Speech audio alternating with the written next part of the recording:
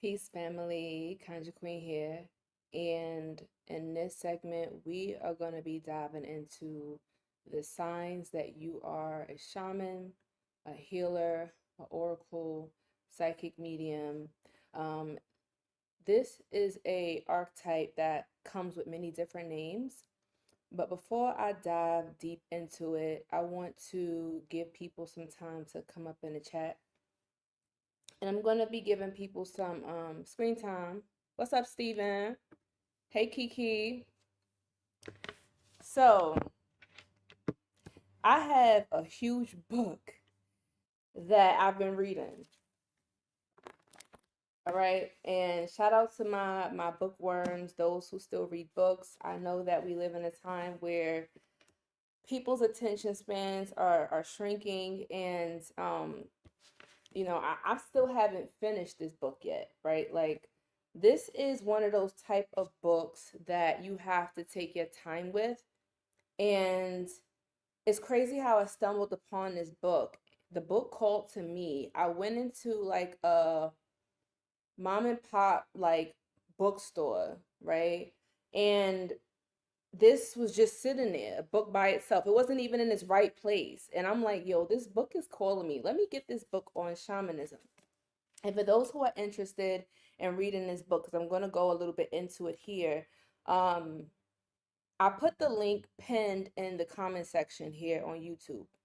Okay. So, one of the things that, as I'm growing more into my spiritual journey, I'm noticing that there are certain signs, certain telltale omens that many of us kind of look past or probably never really understood when we were little, because the signs were always there.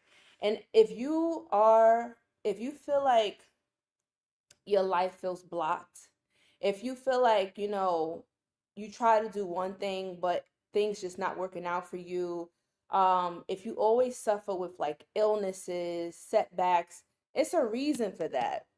Okay. And everything after you watch this video, everything is going to start to make sense to you as far as why your life has been the way that it is. First thing, for those who are probably wondering, what is a shaman? Right? The word shaman really comes from the Siberian. It's a Siberian word, like the shamans over there. Those who are of the Americas, those who are indigenous here, also called Black people now, right? We weren't called shamans. We were more so like medicine men, medicine women, healers. And every generation, every family has a healer in their bloodline. And I was going to title this video Blood Shamans, Blood Healers. But I put natural instead, and you're going to understand why I did that. So, we're going to be talking about, first of all, I have some bullet points here so that we can stay focused. And if you're coming into the chat, I'm going to be peeking into the chat and engaging with you guys. Shout out family. Where y'all from? What's up, Lily? What's up, Cyclo? What's up, Boo? What's up, Oya? Oye? Bedina? Okay, okay. What's up, Miss BB? How you been, girl? I haven't seen you up in here in a minute. I was literally seeing what that says? I was literally seeing up a mini altar earlier and placed a small book called Shamanism. Tell me that's not synchronicity, Tanisha. Tell me that's not synchronicity. Okay. Right on time. Right. What's up, TJ? TJ holding it down. Shout out to the moderators. Okay. Yes. Canada, South Carolina. Tenny, you know what? It's crazy you say South Carolina, because a lot of people that are from the Carolinas come from that Gullah Geechee bloodline. And also some people say that here on the north, like the East Coast, is a part of ancient Atlantis. The ancient Atlanteans are, some of us are the ascendants or descendants of them. Why ascendants came into my mind? I think it's a reason for that. Um, Orlando, yes, San Diego, and they got some powerful Indians over there too, on the West Coast. We're going to talk about that too. Okay, we're going to talk about that too. Yes. So when you come up in the building, make sure that you hit that thumbs up button. When you hit that thumbs up button, it helps the algorithm to find other people so that they can get this information too. The same way somebody like this for you, you like that for them, right? Sharing is caring. Yes. What's up, Dark Goddess? How you been, boo? Yes, let's get those likes up. Now, hear me. Okay, the reason why I want to really talk about shamanism and stuff at this point in time is because the whole entire world is going through a big shift right now. And y'all remember, if y'all been following me for years now, y'all know that I've been saying that there's going to come a point in time when the world is going to fall apart and everybody is going to be scrambling looking for the shamans and the healers. This is your time to shine. This is your time where God Spirit is calling you and saying, okay, now you've been prepared for this. We've been preparing you for this. Okay. Matter of fact, hold on. Let me go get my bell real quick. Let me go get my bell. Do y'all mind if I get my bell? Something's calling me to get my bell to call the spirit right now. If y'all don't mind, I'm just going to go and grab that because I'm feeling like I need to go get that. Hold on. Let me get my bell.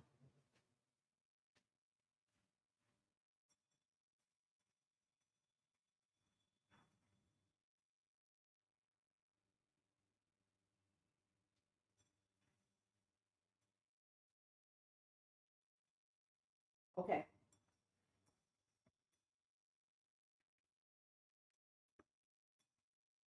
Okay. Let me turn the camera back on. Okay.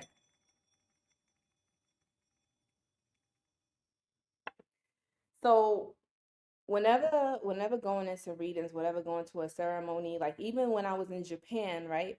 Whenever you go to the Shinto shrines, you have to clap, you have to shake the bell, you clap 2 times and you bow 2 times. Why is that? They say, well, in order to get the attention of the spirit world, right, to clear the space, you have to first set the alarm. Certain sounds and frequencies shake up the molecules, the atoms in the air, the stagnant energy, so that the good energy can flow in, right? So that's to bring good energy to everybody who's watching this video right now, okay? Yes, get unwanted spirits out. There you go. Because anybody who's not meant to watch this, they're going to feel disturbed by that sound and they're going to want to leave. And that's exactly what we want. Now, as the world is shifting, as the world is changing, we have to understand that there's going to be a lot of lost people. And they're going to be looking for the ones who have been talking to the spirits, those who have been doing the work, and that's you. Okay? That's you. Now, let's go through some of these signs of spiritual, that you have been spiritually anointed, that you are a shaman, that you are a healer, medicine woman, medicine man, right? The shaman or the healer is somebody who is the medium between the spirit world and the natural world. I didn't say human world, I said natural world, because the world does not revolve around humans. We got to get that out of our head. Okay, that's what we've been taught. But the truth is, the natural world has been here before humans came here. Humans didn't create it. God or nature did. Our ancestors understood that nature was God. That's why in the Medu Neter, or ancient Egyptian magic, when I was traveling in Egypt, I learned that they called them the Neter because it's nature. Neter, right? Medu Neter, Mother Nature. And you got to listen to the frequencies. Thank you so much for the donation, King Kid. You have to listen to certain words. Words are spells, right? So who are you? What is a shaman? Why are they so important? Well, you got to realize that a shaman is not completely a human being. Yeah, I know. That bugged me out too. Listen, you have to realize that a shaman is not your average human being. And a lot of things I'm going to say in this live video, I want you guys to screen record or whatever, because y'all know they take my stuff down when I start going too deep. But it's just going to come through me. Now, we got to understand that there are other entities that exist in this world beyond what we've been told, right? Different creatures, all different types of life forms. And a shaman is always set apart from human civilization. This is why we always hear about the hermit that lives in the mountains, right? The shaman, the witch that lives in the woods away from the world, right? Who lives in the enchanted forest. We hear about this in fairy tales and folklore time and time again. But one thing is for certain, it's like a certain truth in there that we cannot deny. This is also why some shamans, healers, oracles tend to kind of be isolated from their family members, the black sheep. They can't really fit into the social dynamics of the common man, right, or the common woman, the common folk, because their frequency is totally off. And people can see this as well. They feel like something's off with you, something's different about you. They can't put their finger on it. Animals can sense it, children can sense it. And that's why you tend to attract, like, children may stare at you, right? If you was growing up all the time, you always wonder why, animals gravitate towards you, why children stare at you, why children just love to be around you, and you don't even know why. You don't have to do anything. Why you attract a certain type of jealousy to you, and it's not like you brag, and it's not like you out here showing out. You stay to yourself. This is a certain light that you have that disturbs other people's comfortability because you're something that they can't put a finger on, right? The shaman has one foot in the natural world and one foot in the spiritual world, and that's why I said you're not completely a human being, because if you was a full human being, you wouldn't have certain abilities that normal human beings don't have. You are considered superhuman, right? What Marvel and anime and all of these fables and superhero movies and stuff was talking about, they were talking about you, right? When they talk about Heru or God or Jesus, the Messiah coming, they were talking about you, right? Like, you are the one that's going to come and save the people. You are the one that the people are waiting for answers. Why? Well, I'm trying not to get ahead of myself because I'm going to break this down, but just to give you an idea, um, shamans, healers, oracles have existed for centuries, for aeons, for millennia. Um, Great kings would go to the oracle of Delphi, would go to these oracles, right? Like every king, every emperor, every empress, every important person, before they made any radical decision, whether to go to war, whether to do whatever, they always had a spiritual advisor. They always had an oracle. That tells you what? That the oracle was more powerful than the king himself. Hear me, okay? This is what I'm trying to tell you. When they always say never judge a book by its cover, the homeless person on the street could be a king in the spiritual world. You never know. And here in New York City, if you take the train station, go to the NTA, you see a whole bunch of them. And I always tell you, if you really sit down and you listen, anybody in here from New York? Have you ever been to New York? Take the trains and you will see, listen to what they be saying. Because some of the times, they be speaking some real stuff if you listen. Once in a blue, you might get somebody who's just randomly talking out of their head.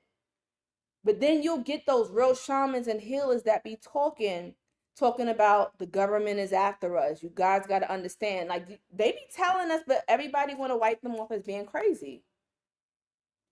Pay attention and listen and be slow to judge and quick to listen. That's how you become wise. Okay? You have a duty here to, it's not that you serve humans. Hear me out. Oh my God. I might get some pushback for this, but I'm going to say this. This is hitting my spirit right now, okay? You are not here necessarily to serve humans. You are here to serve God or serve a higher power, right? Like you have an outlet. Consider yourself like the antenna between heaven and earth, and you are the middle ground in between that. And whatever powers or gifts that's given to you, right? Like, first of all, your first employer, your first boss, or your first supervisor is the Great Spirit. not a human being. And I was taught this by my grandmother. She was like, you don't have a boss. God is your boss. Okay? You never call a human your boss, because when you do that, you're basically squandering yourself, shrinking yourself to an average human being, right? And you're saying that another human is more powerful than me, which is furthest from the truth when you come from a certain line. And this is why bloodlines were so important, and why certain royal families only intermingled and mixed with certain bloodlines, because the blood was so powerful. Why do you think that the Crusaders had to come? And do y'all ever wonder, like, why when it came to war, when invaders came, they would always um grape the women, right? Force themselves on them to reproduce? Well, there's a reason for that, because the earth is very intelligent, and it can, just like our human body can sense when there's an invader inside of us, a pathogen, and it sends out its white blood cells to fight it off. Well, the earth is the same way, where it can sense when there is an anomaly that's here that's not supposed to be here, and it will wipe it out. But in order to force the invaders force themselves into the planet, or into this biosphere, um, they had to intermingle with us and get some of our blood. Am I making sense? I know this shit sounds crazy when I say this out loud, but I promise you, when I first heard this shit, I'm like, yo, this sounds like a sci-fi movie. And then when they was like, well, yeah, the sci-fi movies are actually reality. Sci-fi movies are actually more reality than reality TV shows. Yeah. Okay. Yeah. What's up, TK? I'm telling you. Now, let me drink my water before I go into this, because we're going to go a little bit deep in this segment. And I know some of y'all probably nodding your heads right now. Okay, if y'all coming in a little late, I'm going to be talking about this book called Shamanism. Shamanism, Archaic Techniques of Ecstasy. So basically, I hope I'm pronouncing her name right. Her name is Mircea Eliade, and it is a woman who traveled the world. I believe it's a woman who traveled the world, and she went all over interviewing, like studying, like learning about different shamans of different times, and she did like the science behind it. Like she did all of the research behind it. Like I told y'all, when it comes to learning, like try to find out where you get your sources from. Like really dig deep into the science, because the information is there if you seek it. Okay. Now, let's talk about one of the first signs that you're a shaman. Now, one of the signs that you're a shaman, according to this book, and according to my own experience and those who I know who are shamans or healers, and once again, I'm just using that word shaman, even though that's more so a Siberian word. It's just more common. People understand what that means. I'm using popular language, okay? Um, when signs that you are a shaman is when you are a baby, were you always sick? Think about it. Like, did you always have ear infections, throat infections? Like, there was always issues with you, even certain, like having certain disabilities, right? As a child. Well, I want to tell you something, right? If you have a baby that's always sick, or if you was that baby that was always sick, child always sick, and maybe you're still always sick, they say that this is called shaman sickness. I myself, when I was a baby, like my mother will tell you, if she could get on this live, she'll tell you, like, I was always sick. I was born with a cold. Crazy. I was always sick. And for the life of my mom, she couldn't understand why. Well, the reason why they're sick, they call it shaman sickness, is your body is recalibrating, I guess, to this realm, right? It's a it's a supernatural phenomenon. I wouldn't call it spiritual sickness, but it's kind of like your spiritual immunity or your immune system is calibrating to this natural world. It's kind of like a fish being out of water. Remember what I said about you're not completely human, right? Okay. So we got to understand that this matrix or this world that we're in is not natural as it used to be.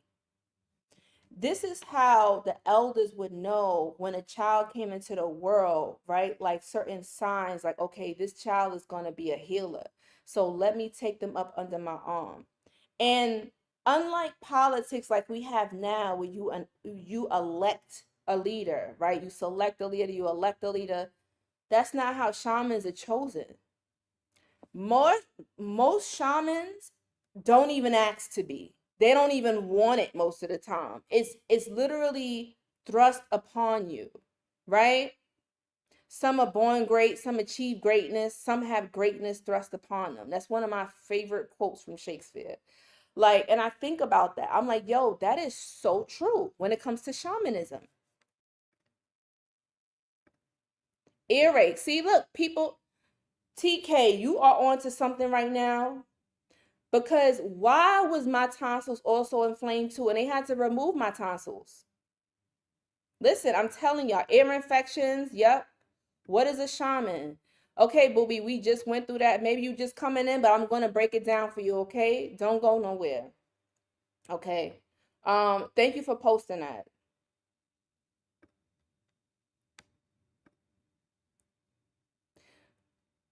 Yeah, TK is going in this chat right now. I ain't gonna lie, TK is on one right now, but TK is dropping some gems, like for real.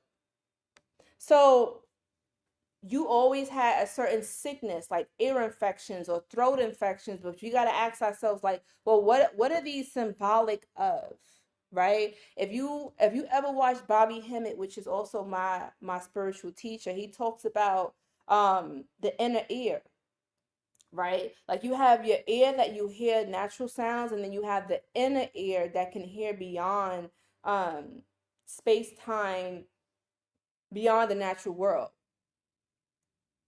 This is people who can hear spirits, people who have an ear to hear sounds or frequencies other people can't hear, people who might even be able to hear thoughts, hear emotions. Once again, I told you, if you coming into this live, you come to my channel, I told you it's going to be a lot of controversial things that I may say that's going to shake up things that we've been taught, because trust me, when I heard this stuff, when this information came to me, I was the same way. I was like, what? Like, that doesn't make any logical sense, but it's not logical, right? This is spiritual. Thank you for the donation. Thank you so much for the donation. I appreciate you. This is more 555. That's crazy. I've been seeing that number. This is spiritual, okay? When and throw them, like, if you are an oracle, what is an oracle? It's a speaker. It's a truth speaker, right? I always think about the story of the Little Mermaid, when she wanted to be like, she didn't fit in with her mermaid family, right? Like, she wanted to be a part of the human world. She wanted to be a part of the natural world. She didn't want to be a part of the ocean and the marine world no more. So she had to go to the witch, and she made a deal with this witch and said, all right, listen, I'll sacrifice my voice, my throat, whatever. You take that, and in exchange, I get to live a life out here. And a lot of us made a certain sacrifice. And I don't know why, but that's just hitting me. There's some correlation there where the throat chakra, the tonsils, the sacrifice, being a truth speaker, all of that. All of that is connected. And if y'all can help me put the pieces together, like I said, I'm still putting certain pieces together, because life is a huge mystery. Like, that's why they call the spiritual studies the mysteries. The shaman said it's better to try not to figure everything out and just let the knowledge and wisdom come to you as you grow upon your journey. You feel me? So there's also other sicknesses that you may have. So pay attention. If you have children that's always sick, it's not necessarily an immune problem, a health problem. Doctors cannot, listen, Western doctors cannot detect what's wrong. They cannot detect what's wrong. That's why I told y'all, if y'all seen I have a playlist that's talking about like how to protect, hoodoo tips on how to protect you, your children. There's a old school remedy that the people that my grandmother used to do with me, because I used to always cry when I was young because I was sick. I had all of these ailments. You take an egg, you bless the egg, and you put it in a stocking. You hang it up above the door where the baby sleeps, and it's supposed to keep out all evil energy, all negativity. because you got to understand, when you are a shaman, when you're a healer, or your child is a shaman or a healer that's supposed to become something great, there are entities on a spiritual realm that's trying to take your baby out. You got to understand, it's a hit out on you. What some people call these entities archons, demons, what's some other names they have for it? All types of names, the boo hag, incubi, succubi. Different cultures have different names for them. But we always hear stories about these entities that's hiding under the bed, right? Hiding in the closet, coming after children. It's not just the scary stories to scare children, but these are based on real entities. And the shamans knew how to fight them off. But what happened when you had these invaders come in and kill all that knowledge off, right? Like, they don't know nothing about that. They not from this land. So they don't understand the entities and the intelligences that are here that's beyond the physical. This is why you're here, because you have the ability to channel information and to pull it from your DNA, stuff that was forgotten, so that you can be a true speaker and tell people about it, tell your children about it, tell your cousins about it, tell your family or friends about it, right? This is why Spirit gave me this platform, so that I can talk about my experiences and also things that I learned, because me passing this on to you, you could save somebody's life. You could educate somebody, right? Knowledge is power and sharing is caring. We don't need to know everything. Knowledge comes when needed. I say, Macy. I ho. I heard that. I heard that. And that's a fact. And human beings, we try to figure out everything. And once again, if you're coming into here, thank you, moderators. Can you just let people know when they come in to hit that thumbs up button, so that way more people can get notified of this video? YouTube, you already know how the algorithms are. We have to run on our own algorithms and share and like and give it to our friends and family and post it in groups and stuff in order for this information to get out. Because they're sharing the brain rot stuff and suppressing this type of content. There you go.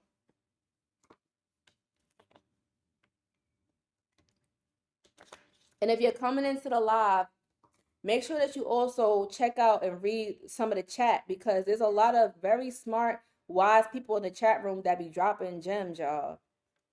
Okay, they be dropping free gems up in here. Now, that was the first one, sickness. Now, also, you will notice, let's go to the next sign. The next sign is, most of the time, shamanism is hereditary. Remember, I kept saying that it's in the blood, while they kept trying to kill the bloodline? Well, 9 times out of 10, some of us, like, anybody in here, comment if you have somebody in your family who was a seer, a grandma who probably always used to have those dreams, right? She'd be like, oh, I had a dream about fish. Somebody about to be pregnant. Y'all seen Soul Food when she had that dream about fish and somebody definitely was pregnant too. Or you have all types of visions, right? You have visions that somebody in your family who could tell when somebody's about to die. Okay? Some people could smell it, sense it. You see birds landing on your windowsill. My grandma would be like, oh, somebody about to die. That's not a good sign. Right? We could tell omens and signs just by paying attention to nature. But we got so disconnected from nature and more connected to social media and the digital world that we've forgotten these ancient teachings, but they're coming back to us. Right? Yep. I see people in the chat room right now. Hold on. Let me highlight some of these. Hold on. See? True. My uncle from the West Indies, seeing spirits of dead people. What part of the West Indies is he from, Jeremy? Because a lot of people from like the South, the West Indies, like I know that they come from like the Taino people, the Arawak, the Iroquois, these ancient names, right? Like these ancient people. I'm trying to tell you, like, a lot of our bloodlines go so way far back. You don't understand how many ancestors that you have. And it may have skipped your siblings and gone to you. Because some people in here probably like, well, wait a minute. Why am I the only one who got these gifts? Why all my 10 other siblings don't got it? it skips, right? Remember what I said. Nature, the spirits choose you. And anybody who's Haitian in here, you know what they say about the Lua, right? The Lua are like guardian angels or angels, like spirits, right? And they say, the Lua choose you. And if you be like, nah, I ain't with that, oh baby, there is no choice. What you mean? They will make your life a living hell. Um, and I'm going to get into that too. It's in the blood, it's hereditary, it's passed down the generation. So if you are a seer, an oracle, you have psychic abilities and gifts, some of y'all, and Lord, should I say this? I'm gonna say it. As crazy as this may sound, some of y'all have had spiritual experiences that to this day you probably still can't understand or fathom, or nobody believed you. Some of y'all have levitated by accident, tried to tell your parents and families and nobody believed you. Some of y'all probably walked through walls and done strange things and told your parents, family, and nobody believed you. Some of y'all probably seen 10, 12, 13, 15 feet entities and nobody believed you. I want to tell you that you were not crazy. That, and I hate this because, and I'm going to do probably a whole different segment on this, like the history of the what department is this? Mental health, psychology, psychologists, like where asylums came from, like where all of that, the history of it was so barbaric. The whole reason why they created the institutions of insane asylums or mental health retreats, or not, I want to say retreats, because they used to just throw people away. They used to have facilities where if your child was mentally unwell or seeing things, hearing things, you would sign them away, give them away, and that was it. Like you ain't never got to see them, deal with them ever again. And the torture that they did to them, the lobotomy, all of these medieval archaic practices, some of them are still practiced today. Yeah. So don't be so quick to take on a label of schizophrenia, bipolar, a borderline personality disorder. These were just names that they slapped on you instead of saying shaman, healer, oracle, clairvoyant, clairaudient, clairsentient, right? Like they just put these labels on you so that way you would shut down your psychic centers, hide who you really are. And we all know what happens when you hold in all your powers, right? It starts to create unnatural illnesses that's not good for you, right? Like you start to have real psychological issues. You suppressing your gifts that was given to you to express yourself, right? Don't suppress, express through art, through speaking, through music, however you express yourself, through movement. It's in the blood. And why you think they want that? Why you think I don't know where y'all from in the world, but I know here in America, like when you a baby, they want to take all of this blood from you, run all of these blood tests and all of that. Why they need to know all of that? This is just like that movie Jupiter Ascending, when they took blood from her just to realize that she was part of an ancient dynasty, and then they was after her. Once again, it is a hit on you. Psychic spiritual attacks. Yes.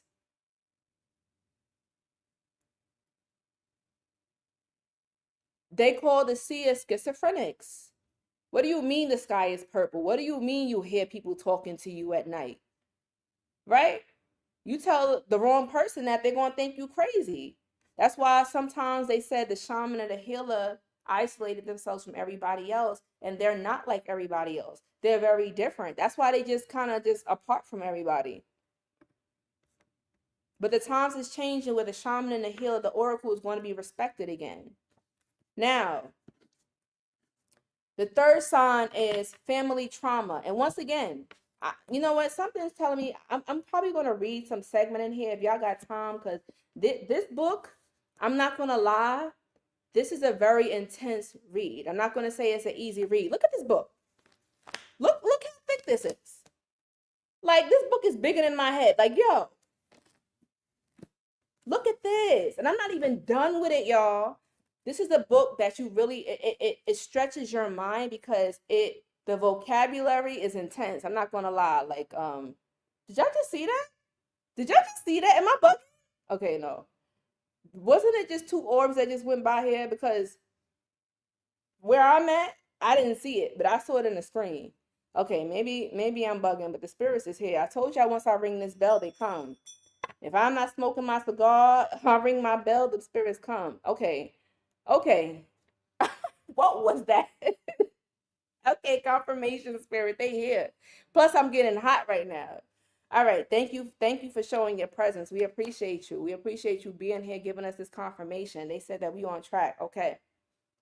Um, family trauma is another sign. Now, you got to understand that you intentionally chose your family to incarnate into because you knew that you had to heal that bloodline. Somebody within that bloodline what is or was a shaman or a healer, but they lost their way. This is why I always say those who usually grow up having a hard life, things get easier when you start to accept and embrace your shamanic path, the noble path. I want you, everybody in here, y'all know I give y'all homework. When you get a chance, I want you to go look up the definition of your name, the etymology of your full name.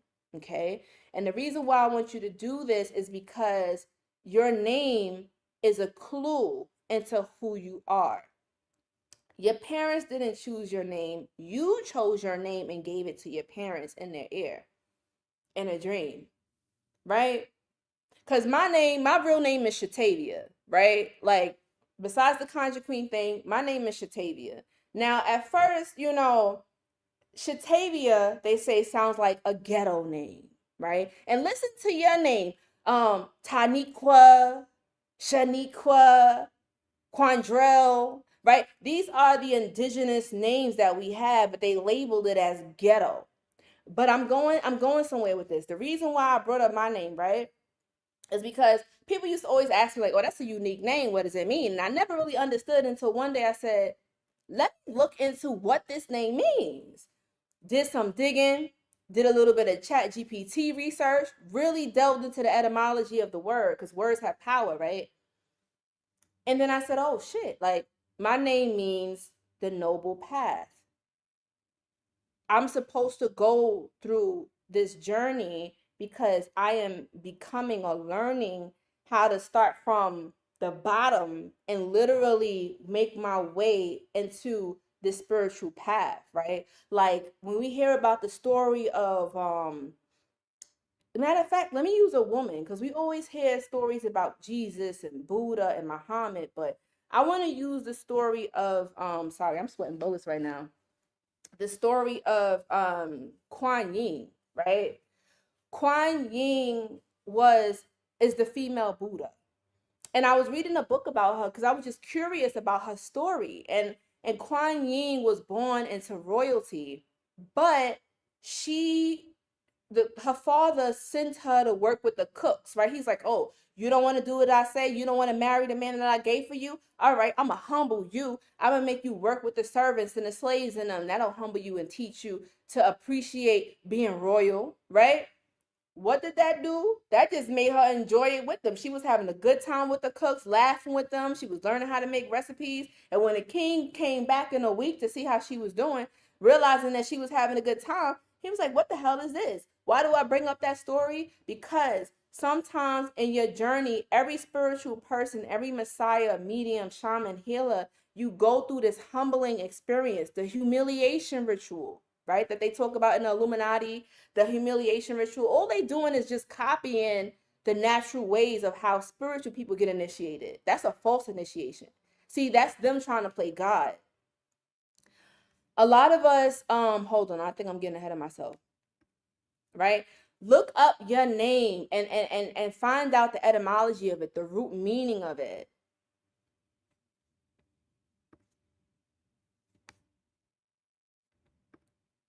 Oh yeah, you already know they try to demonize it. Everything that is natural or connected to the ancients, they call it ghetto. They call it demonic. Pay attention to what they demonize, y'all. Pay attention.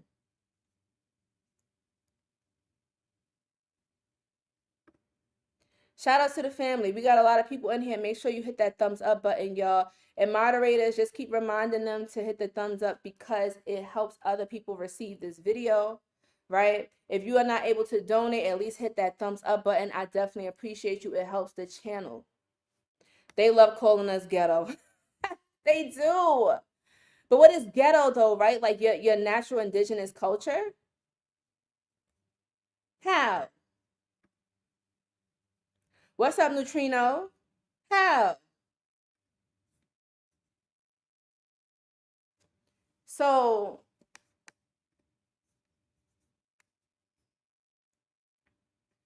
victory of the people. If y'all know y'all names already, put it in the chat. Because okay, Nicole, so you already know that you're supposed to either do work with the people, help those who are not able to help themselves, deal with fairness and law. Some of y'all have a strong sense of justice. You don't like to see people being wronged. You don't like to see people being bullied, right? Some of y'all probably was bullied growing up and you had to go through that humiliation ritual, that humbling experience, right? Because that was going to cultivate you to become the person that you are today. Did you know that when you break a bone, when it grows, like when it heals itself, it's way stronger than what it originally was? Sometimes we have to literally, it seems like life is trying to break you down, literally, like the alchemical breaking down to rebuild you back up. And it's Scorpio season. Shout out to the Scorpios. If anybody knows about rebirth, is a Scorpio. If anybody knows about starting over from the ashes and rising again, it's people who have Scorpio placements. Baby. Okay, Perry, I'm happy you said that. That don't mean nothing, Perry. You got to understand that the original Europeans, should I say this? You got to understand that the whole entire world was one landmass, right? At one point in time. And whenever and I do a lot of traveling, and one thing I realize is out of all of the places that I go to, why is it that the original people, if you go really, really, really, really, really deep into the history, they look a little like you and me? Like their skin is dark, their hair is coily. Even in Greece, like when you look at the statues, those men have really coily hair. When I was in Japan and I went to go look at the temples, the Buddhist temples, I'm like, Buddha's hair is just as knotty, nappy, and kinky as mine when I don't have a silk press. Okay, somebody make it make sense. Somebody's lying. And it's not to say that people weren't light skinned, right? Like we come in all shades, all colors, different types of hair textures, blue eyes, green eyes, all types of brown eyes. We come in all colors. So let's not get stuck on colorism because, it's levels to this, and I know everybody has their beliefs, right? Like I'm not trying to force my beliefs on anybody. I'm just sharing my experience from what I've learned traveling the world versus what I've learned in school reading books. They lied. So this is why I always advocate anybody in here to invest in traveling if you can. If you want to give your child the best gift, give them a trip, right? Help them travel, get them a passport so that they can get experiences in the world. I have a friend who takes her daughter everywhere. Like they've been to Europe, they've been to South America, they've been like everywhere she goes, her daughter's traveling along with her since she was little. That's what she takes her daughter. Every time for her birthday, we taking a trip. I'm telling you, right? Who said it's not European? It's not European. I'm not sure what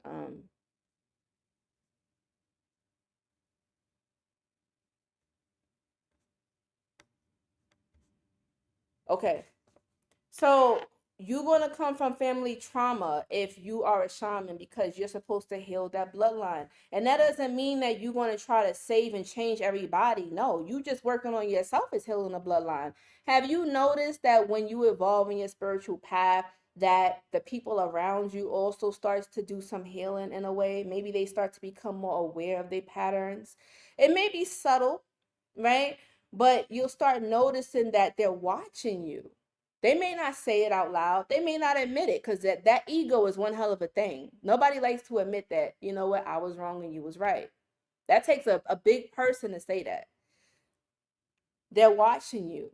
So you got to, instead of preaching to people, because nobody likes to be preached at, especially when they're not ready, um, live by example. Let them see you evolving. Let them see where you come from and where you're at, right? And yes, I'm going to get to the next point of the jealousy, right? Because that's a part of it. Envy, jealousy, you have a certain light about you. Nature chooses you. This is the next point. Hold on. I'm scrolling down. Sorry, y'all, because I want to engage with y'all too. Brown eyes. You know what? An easy way you can do, go on Chat GPT, ask Chat GPT if you comfortable with AI, right? I'm just telling you this is an easier way because AI can pull from different sources and makes your research a lot easier and quicker. Type in your name. You don't gotta type in your first name. You don't gotta type your full name if you don't want to. Just type in your first name and say, tell me, say you are a world-class researcher and name analyst.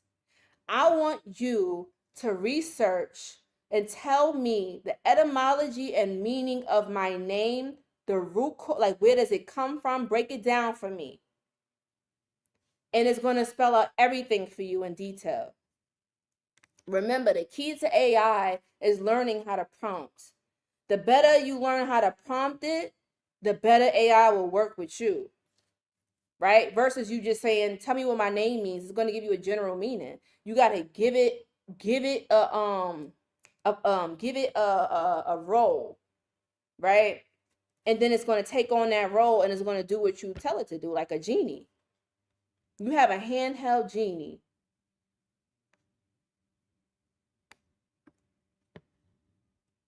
The jealousy is crazy, but listen, I'm going about to get into that, right? So nature chooses you. Humans don't choose the shaman. What do I mean by that?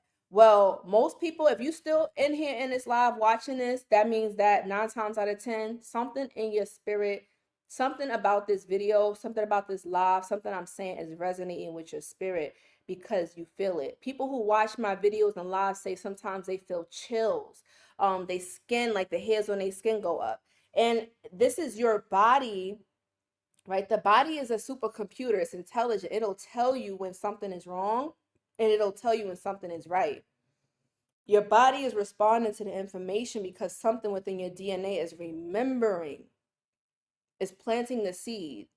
Okay? Nature chooses you. You're not selected by the people. And this book even says it. It says that when it comes to shamanism, when she went around asking the people, how did you know you was a shaman? They say, well, the spirits told me, right? You either have a spirit in a dream that will come to you. If you come from a family that's already tapped in and hip to shamanism, they'll probably already know you have certain gifts, and they'll train you. So that's how the elders would do it. They would look at the children play, right? And they could kind of tell which child is going to be the shaman because this child stands apart from the rest, right? Hold on. Sometimes this child may have extreme intelligence. Now, why is it that shamanism and intelligence and magicians, it's everything is always connected to the mind, right? And shout out to my video gamers out here. Any video gamers out here, because I'm a gamer. And one thing I notice whenever I do role playing games, like you'll notice, like, for instance, like the Souls games, right? Um, I wish Straight Panther was in here because he's a gamer too. But if you if you pay attention to like video games, you'll notice that like whenever you're building a character for like a magician, it's not that you're building up their strength, their dexterity, their speed. No. You have to bulk up their mind, their intellect, in order for their magic to be stronger. And I always wonder like what is it about that? Well, a magician's a magician's power and their tool is their mind. That's what you have, right? And that's what the magician card is about in the tarot. Those who study the tarot, it's about the magician card. When you see that little infinity symbol over his head, right? The mind is eternal. You're, as long as your mind doesn't, you don't put your mind into a box, you can achieve all different types of things and manifest things with your mind and your intellect.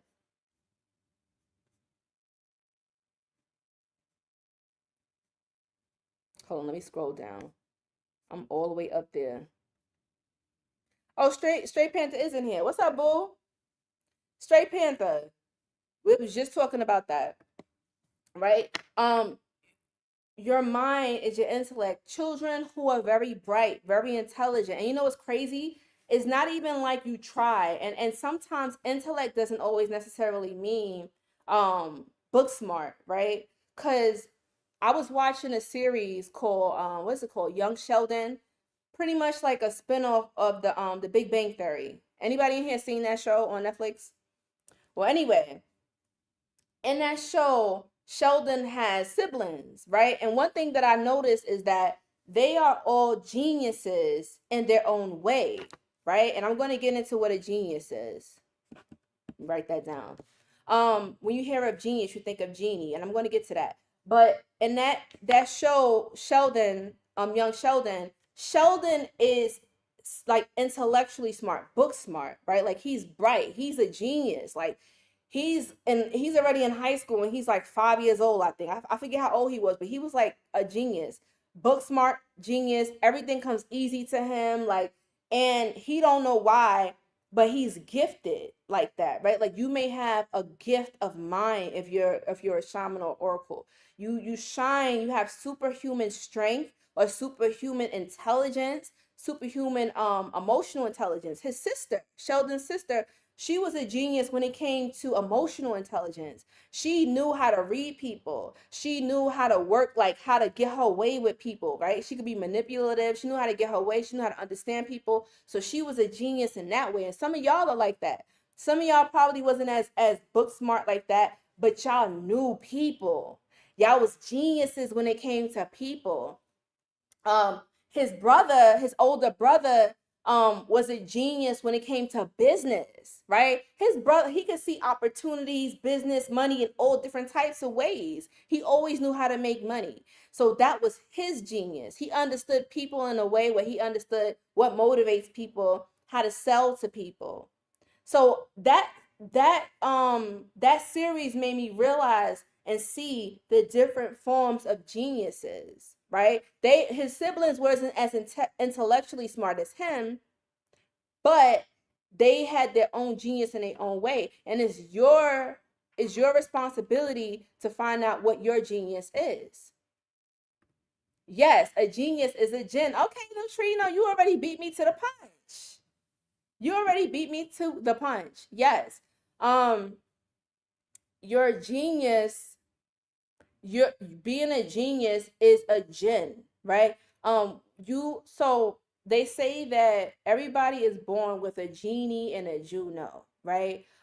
They say that a genie can grant you wishes, right? Your genie is like your spiritual advisor, your spiritual angel. They all say we come into this world with a spiritual guardian angel, a lua, a archangel, a spirit, right? All different types of names. And of course, religion had told us that it's evil, it's wicked. So what did we do? We stopped listening to our inner voice. We stopped listening to that genius. We disconnected from it. But I challenge you to reconnect with it again, to tap back into your genius, to don't shut down your psychic centers. Women are born with a Juno, which is similar to a genie, right? But it's just a different name. And that's probably for another segment because I could go deep into that.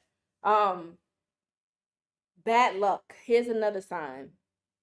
The next sign is you have like I don't want to say bad luck, but a series of unfortunate events. Why is that? Well, this book actually goes into it where it talks about how people who are chosen by the spirit to do the shamanic path and they refuse, they get punished, right? And I talked a little bit about that dark goddess when I was talking about like how Haitians, they believe that the Loa, they choose you. And if you go against what the Loa want, right? Like, cause some people have spiritual husbands, some people have spiritual wives, and you wondering why your love life sucks. You wondering why none of your relationships work. Well, 9 times out of 10, you have a spiritual spouse, and that spiritual spouse is getting in the way of your love life because it's jealous and you're not paying homage to that spiritual entity. Some lovers from a past can follow you into your present life because they're so attached to you. Now, it's up to you to work with that spirit, to negotiate with that spirit, to banish that spirit, but that depends on each person. And if you feel like you're going through something like that, feel free to email me. I put my links in the description, y'all. If you want to reach out to me, if you feel like your love life is blocked and stuff like that, it doesn't necessarily mean somebody put a hex on you or blocked you. A lot of the times you are a healer, oracle, or shaman, and you have a spiritual spouse or a romantic partner in the spiritual realm that could be blocking you because you're not acknowledging them. Or maybe, you may have dreams about this entity and you may not know what the hell is going on, waking up smelling like perfume or cologne, or think it's an incubus or a succubus, but it's not. It just really wants your attention, so it will block you.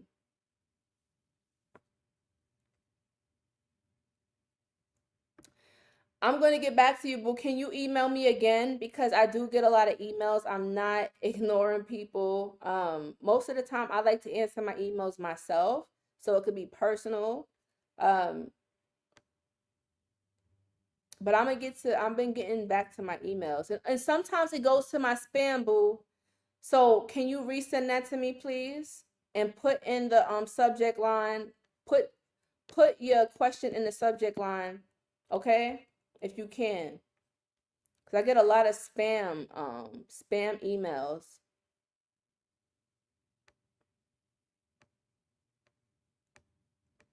Um,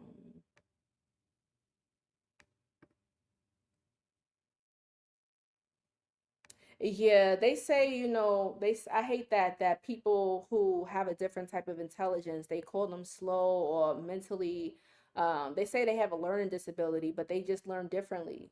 That's all. Like, the educational system is rigged. Not everybody learns that way. You feel me? That's like a fish going to a school for birds learning how to fly. Like, you're never going to pass. Like, how? You don't even have the same equipment as them. Like, your mind don't even work the same like them. Like, you feel me? Okay. So, what are signs that you may have one? Signs that you may have one. Oh, I gave some. They'll block you wake up. So they block your love life, right? They block your love life. They don't want you with anybody because you're not stepping into your shamanic path, right? Some people are aware of their shamanic path and they like, no, I don't want to do it, right? Some people are not aware of it, and they don't know what's happening to them. And that's why I'm doing this video, because there's so many people out here. Like, I could real recognize real, and some shamans recognize other shamans. Just the same way, like, people who are like the common folk who don't have magical gifts or powers, like, the common human being, they can sense something's off with you, but they can't put their finger on it. Well, another shaman can see another shaman. You can feel it. It's like talking to somebody like y'all been friends your whole life and it's the first time y'all ever having a conversation, right? That's very rare, but most of the time it happens. I appreciate you, boo. And autistic people are very psychic and very spiritual, by the way, especially the ones who are nonverbal, right? Um, so you may have bad luck. So if somebody throws a hex at you, it's similar. So this is why I say it's good to get a reading, or to do dream work, right? Some of y'all, if you have the spiritual gifts, you can ask the spirit yourself to reveal it to you in a dream, right? Write your questions down on a piece of paper, put it under your pillow, and ask the spirit to answer you.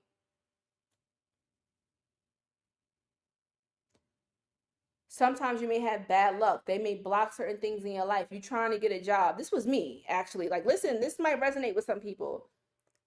Spirit doesn't want you to have a job because they want you to focus on your spiritual path. So they're going to block all job interviews, block all job applications, block you from certain events, block you from doing certain things because that's not supposed to be for you. The spirit will have more of a direct interference in your life because you you have a connection with the spiritual realm. Remember what I said in the beginning, and some of y'all may have to come back to this live after it's done to watch it from the beginning to understand what I said, because I dropped a lot of gems in the very beginning. Um that the spirits, human, like, you're not a full human being, right? Like, you're considered a superhuman, a superhero, super, more than the average.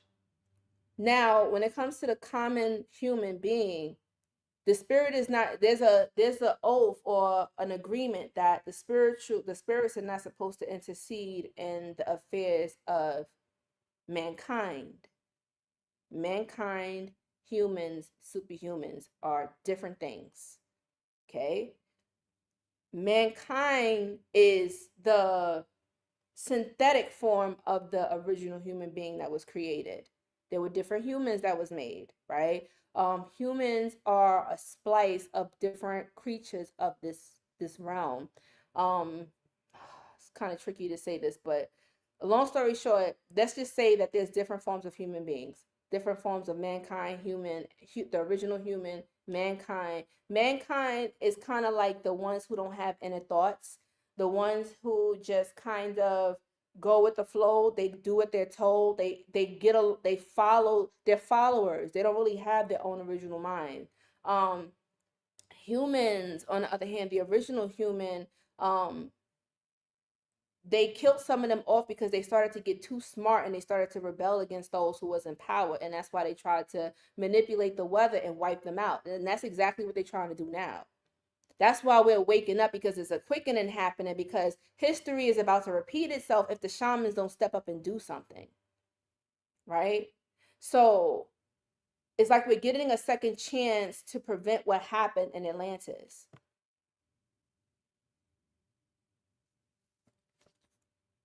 I know I'm probably losing some of y'all. Some of y'all like, yo, this chick is crazy. She's off her rocker right now. Um, but let's go on to the next one. Now, hey Spinksy, it's my cat. He probably gonna jump in the camera again. Um, I was just about to say, look, that's funny that he come when I'm about to go to my next segment. Nature, okay, nature. Signs that you are an oracle, a healer, or a shaman is that you, or a spiritual medium, is that you have a strong connection to nature. Even if you, since you was little, it was something about nature, whether you found like this fascination with the stars, looking up in the sky, or playing with insects or animals, right? Like playing with bugs, and fascinated with plants, or just wondering why does the moon follow you when you walk, right? Like it just like you had all of these questions about nature that probably other kids just probably took for granted. Like, big deal, it's a moon, big deal, that's the ant, big deal, that's a tree. But to you it was like, no, this is like a phenomenon. Like, why is the sky blue, right? Like, all types of questions that you had a sense of wonder. And also, once again, like, animals gravitate towards you, right? Bees follow you. Bees are connected to royalty, they say. And bees can sense certain vibrations, right? Animism. Okay? Animism. And this is why I connect so much with, like, when I went to Japan, I connected so much with Shintoism, because Shintoism is so much the same as the indigenous practices here in the Americas that was wiped out. It's not that they necessarily believe in gods, because even if you go to Japan and you ask them, like, do you believe in Shintoism? They just be like, wait, what is that? Like, they don't even really have a name for it. They just, like, that's their way of life. You feel me? That's their way of life. They incorporate the kami, which is the spirit, into everything that they do. They go to take an exam, they go to the Shinto, the shrines, they shake the bell, they pray for it to pass the test. They're about to get married, they're about to have a kid, whatever they do, they incorporate the natural world into their life. Classic. Classic. Okay. Um, you have a strong connection to nature, and yes, animism. And they used to call it barbarian, but they called it barbaric because we would talk to trees. And Pocahontas was trying to teach us, right? Like, everything has a name, everything has a signature, everything has a purpose, a name. But we forgot, and we're remembering. um I think I mentioned a little bit about this, but when you were young, you had strange. I'll just say it again. When you was coming up, you had strange spiritual phenomena happen to you. Seeing spirits, having vivid dreams, seeing things before they happen, knowing when somebody's about to die, knowing when somebody is pregnant, knowing all types of stuff that probably got you in trouble. And one of the most scariest psychic abilities to have is oh my God, what's it called? Um, I'm mad. I'm drawing a blank. Hold on, let me look it up. Hold on. It's not clairsentience. Clairsentience is when you feel. It's the one where you know things and not know how you know. I'm mad. I'm drawing a blank. Psychic power where you know things and not know why. It's about to tell me. Claircognizance. There we go. Thank you, ChatGPT. Claircognizance. That's one of the most scariest things ever that got me in so much trouble as a kid. I can't even tell you the trouble that I got into. And if you from the generation that I'm from, the 90s babies, listen, our parents did not spare the rod, okay? Like, you start talking about demons and seeing spirits and stuff, they try to beat the devil out of you. They tell you seeing things, don't be making up lies. If you blurt out something, some information that you're not supposed to know as a kid, and everybody asking you who told you that, how you know that, and you be like, I don't know, I just know.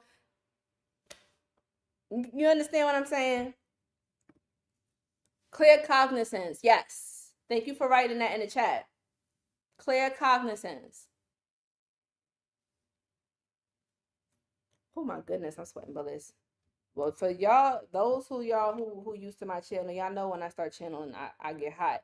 And some of y'all probably go through the same thing. Some people get hot, some people get cold. Mm. And is knowing something without understanding how you know. Like, when I do my readings with people, a lot of the times I just know certain things and I don't know how I know these things. And when people ask, how do you know that? There's no way to explain how you know.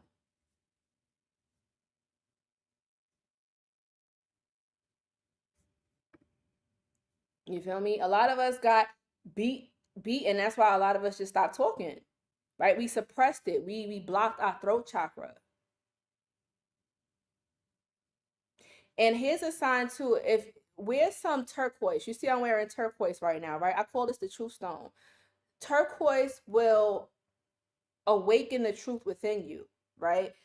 It will make people around you also be truthful. So if you feel like somebody is lying to you, for those who took my truth spell, who was part of our truth spell ritual before, y'all already know, right? Like, the power of the blue stone, how to make somebody confess what's really going on. If you got a liar around you, you think somebody's lying to you, you want the truth, there's ways to get it out. And our ancestors knew this.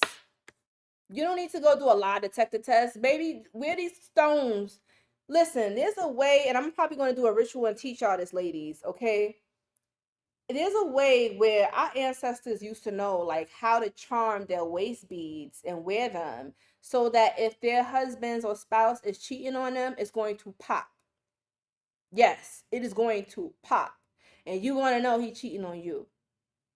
Okay? I'm telling you. Now, um, okay. Here's another sign. Have you ever noticed that when people do you dirty, bad shit happen to them? You don't have to burn no candles on them. You ain't got to pray against them. You ain't even got to do nothing. But you get news that something terrible happened to this person. It don't even matter what it is. And you be like, look at God. Okay, signs that you are anointed or you have spiritual gifts and powers, you're a shaman, is when the spirits will handle your enemies for you. And this is why I say you have to pay attention and stop feeling bad for everybody when something bad is happening to them because they probably praying on your downfall. Immediately. Who just said that? Who just said that? Hold on. Immediately. Immediately it will happen to them. This is what I'm trying to tell you, right? Like I always tell people, like, listen, like a lot of the shamans and healers, like we don't have animosity towards people. We really genuinely want to see people win. And remember what I mentioned about you will always have jealousy around you, right? Like you will have jealousy. People will envy you. People will try to be your friend just to really see if you are really who you say you are. If you really are about that life, right? People want to understand, like, why is it that he or she just gets all this attention? What is it about her or him? So they want to get close to you to see if you have a kink in your armor, right? They want to find your Achilles heel and they can't find it. So what do people do when they can't find no shit on you? Oh, well, they want to talk shit and make up lies, right? Slander you. Oh, baby. Well, I'm telling you right now, be careful who you talk shit about because gossiping is a form of witchcraft. It's a form of psychic attack. Words have power. So you out here talking shit about a chosen one, about a shaman, about a healer, and you not realize what spirits work with them? That spirit can hear you talking shit a mile away and it's going to fuck you up. I'm telling you. Listen, I don't know. It's a whole bunch of orbs flying past right now. That's why I said let me get my bell. Because every time I get this bell, that's when weird stuff start happening on the channel. That's why I told you I'll screen record this because I don't know if they're going to take it down. Bad things will happen to people who wronged you. And it may not always happen instantaneously. It could take some time. But just know the longer that it takes, the harder it's going to hit.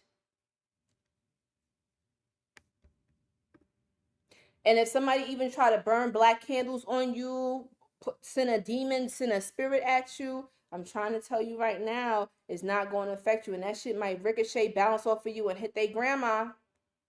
I've seen it happen. Because at the end of the day, you are on a mission. And your mission is bigger than this person, is bigger than you, is big. And so Spirit God is going to protect you. And anybody who tries to get into the way of what you are meant to do, they're going to feel God's wrath, Spirit's wrath. That's it. Like, no mercy. No mercy. And a lot of y'all in the chat's talking about, yes, facts. Like, because y'all know. Y'all seen it happen. And this is what I was getting to my point to say. Don't be so quick to help people who come crying to you, right? Like, y'all ever notice that, let's say you're in a relationship with somebody, right? I'm going to use a couple of examples. Let's say you're in a relationship with somebody and you wondering why all of this bad shit happening to them? Why they losing their job? Why they just got hit by a car? Why did they fall down the stairs and break their legs? What's happening? Right? And you sitting here trying to protect them, doing prayers and rituals over this person, trying to help them, and you wondering what's good. Baby, I'm telling you right now, you don't see what this person is doing behind your back. They could be cheating on you. They could be trying to dog you out behind your back. And this goes for friends too. You wondering why, damn, like why the hell all of this bad stuff is happening to you? Right? Because people who got good intentions for you that's around you, the spirit's going to bless them. And a lot of the times, I always tell people this, right? You ever notice that when you leave that person, when you walk out of that relationship, right? All hell breaks loose and they life fall apart and they probably think you did some witchcraft to them and you didn't even do nothing. Let me tell you why. You are like a spiritual umbrella to that person. And a lot of the times, God or spirit is not going to do harm to them because they're close to you and you're close to them. So you don't even realize that your aura is protecting them naturally by them being with you, by them sleeping with you, by them talking to you. The people around you is protected. As soon as spirit pull you away from that person, even though I know you want to be with them, you love them, you think this is the love of your life, the spirit is like, baby, no, this person is poison to you. As soon as you leave them, your life starts elevating and going up expeditiously. And what happens to them?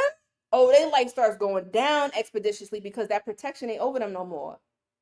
And all of the shit that they've been doing behind your back, lying to you, cheating on you, hurting on you, making you cry, doing all of this while you was just trying to love on them, baby, you think spirit's not gonna whoop that ass? Oh, okay. That's why I'm in a space now where I just tell spirit, like, listen, like, whoever's not meant to be in my life, take them away. Who's meant to be in my life, bring them my way. That's my mantra. And at this point in time, the old me, because I'm a Cancer, right? Cancer sun. Shout out to my Cancers in the building. And y'all probably can relate to this, water signs.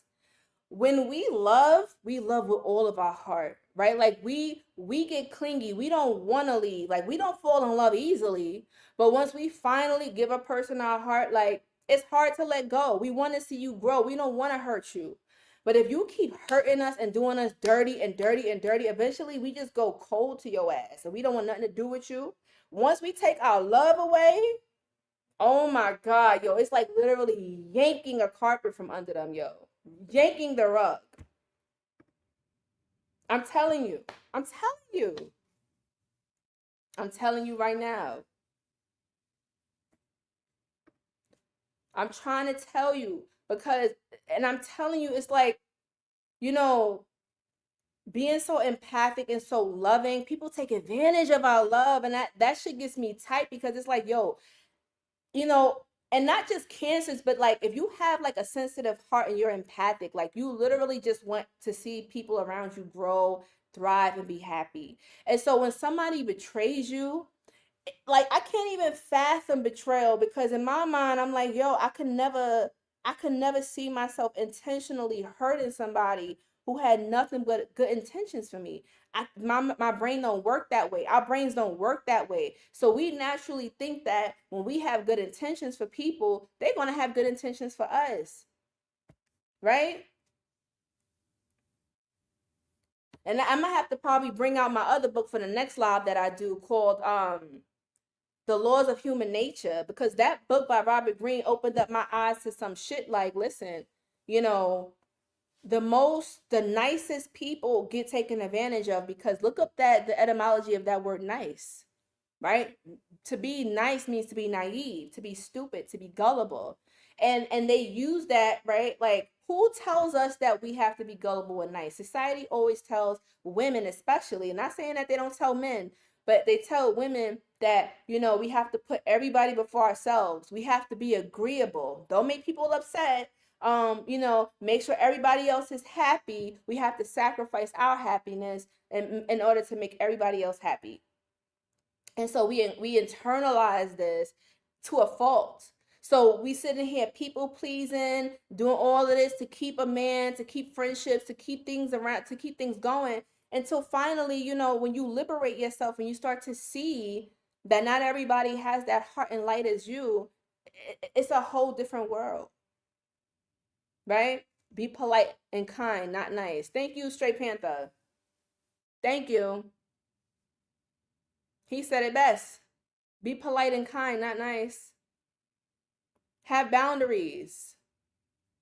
You feel me? Why do you think that people who tend to be assholes, bitches, dicks, right? Like they get ahead in life. They the ones who get the promotion and the raise, not the nice guy who stays late after work, does more than everybody else. That's the first person getting fired, getting replaced. Right? Y'all seen it in the corporate setting. Anybody in corporate could tell you real quickly. Anybody will tell you. What's up, dude? Oh, your braids is fire.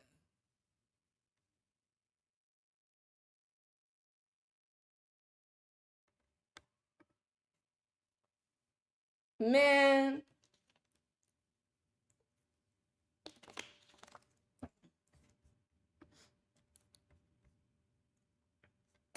hold on. Let me get to these super chats real quick. Hold on, y'all. Before I go to the next one. Who did I miss? I got Neutrino. What's up, spiritual Mike? So grateful for your content, love. You down? I always experience chills when meditating. Can you tell me why? Um, So, Mike, I don't know if you came in a little, thank you for the donation. I don't know if you came in a little bit after, but I was saying that when you get these, your body is resonating to what your spirit is saying, right? So some people body get chills, some people get hot. So when y'all see me sweating profusely and I'm fanning myself, that's how my body lets me know that it's a spirit present. I get hot. I start channeling, like I get heated. Now some people get cold, some people get chills, some people shake. This goes into the shamanism when he talks about ecstasy, right? Shamans would put themselves in a form of ecstatic state where they start shaking. They would take like plant medicine, psychedelic drugs, and I'm not promoting it, by the way. I'm not telling you, I gotta go do drugs and stuff because there's ways to tap in without doing all of that. But they would do this in order to tap into an ecstatic state, which helps them tap into the spiritual realm, right? In order to dream walk, in order to spiritual walk, astral project. Anybody in here ever astral projected before? Some of y'all probably did it by accident when y'all was children and forgot how to do it again, right? Some of y'all probably went into the astral realm, saw some scary ish, got scared and ran away and never did it again. Who in here saw that movie Insidious? That is based on that is real. That entity is real. And those who astral projected, if you watch that movie, that probably gave you some PTSD. I'm not gonna lie. When I first seen that movie gave me PTSD. That movie was scary because it's real. I appreciate you, Mike. I hope that answers your question. And also, Mike, if you listen to when you get the chills, ask the spirit when you get those chills again. I want you to ask the spirit, what is this feeling that you're giving me? Tell me what it means. Because everybody, get different signs from the spirit realm. Um, Maybe that's them telling you that they're present. Okay, pay attention to that and keep a journal for your spiritual experiences. Now, I went through the humiliation ritual, right? Like whether you got bullied, whether you got bullied by friends, by family when you were younger, you had to go through that humbling experience because the ego. I'm oh something hitting my spirit. Spinks, what are you doing? Okay, Spinks he's here too. Something is hitting my spirit saying like your ego has to get bruised, beat up, or squandered or broken down in order for the spirit to rise. I don't know why that is, but they even talk about that in this. Let me see if I could pull something out of here. Because this book is full. I highlighted some stuff. Let me just see what I gravitate to.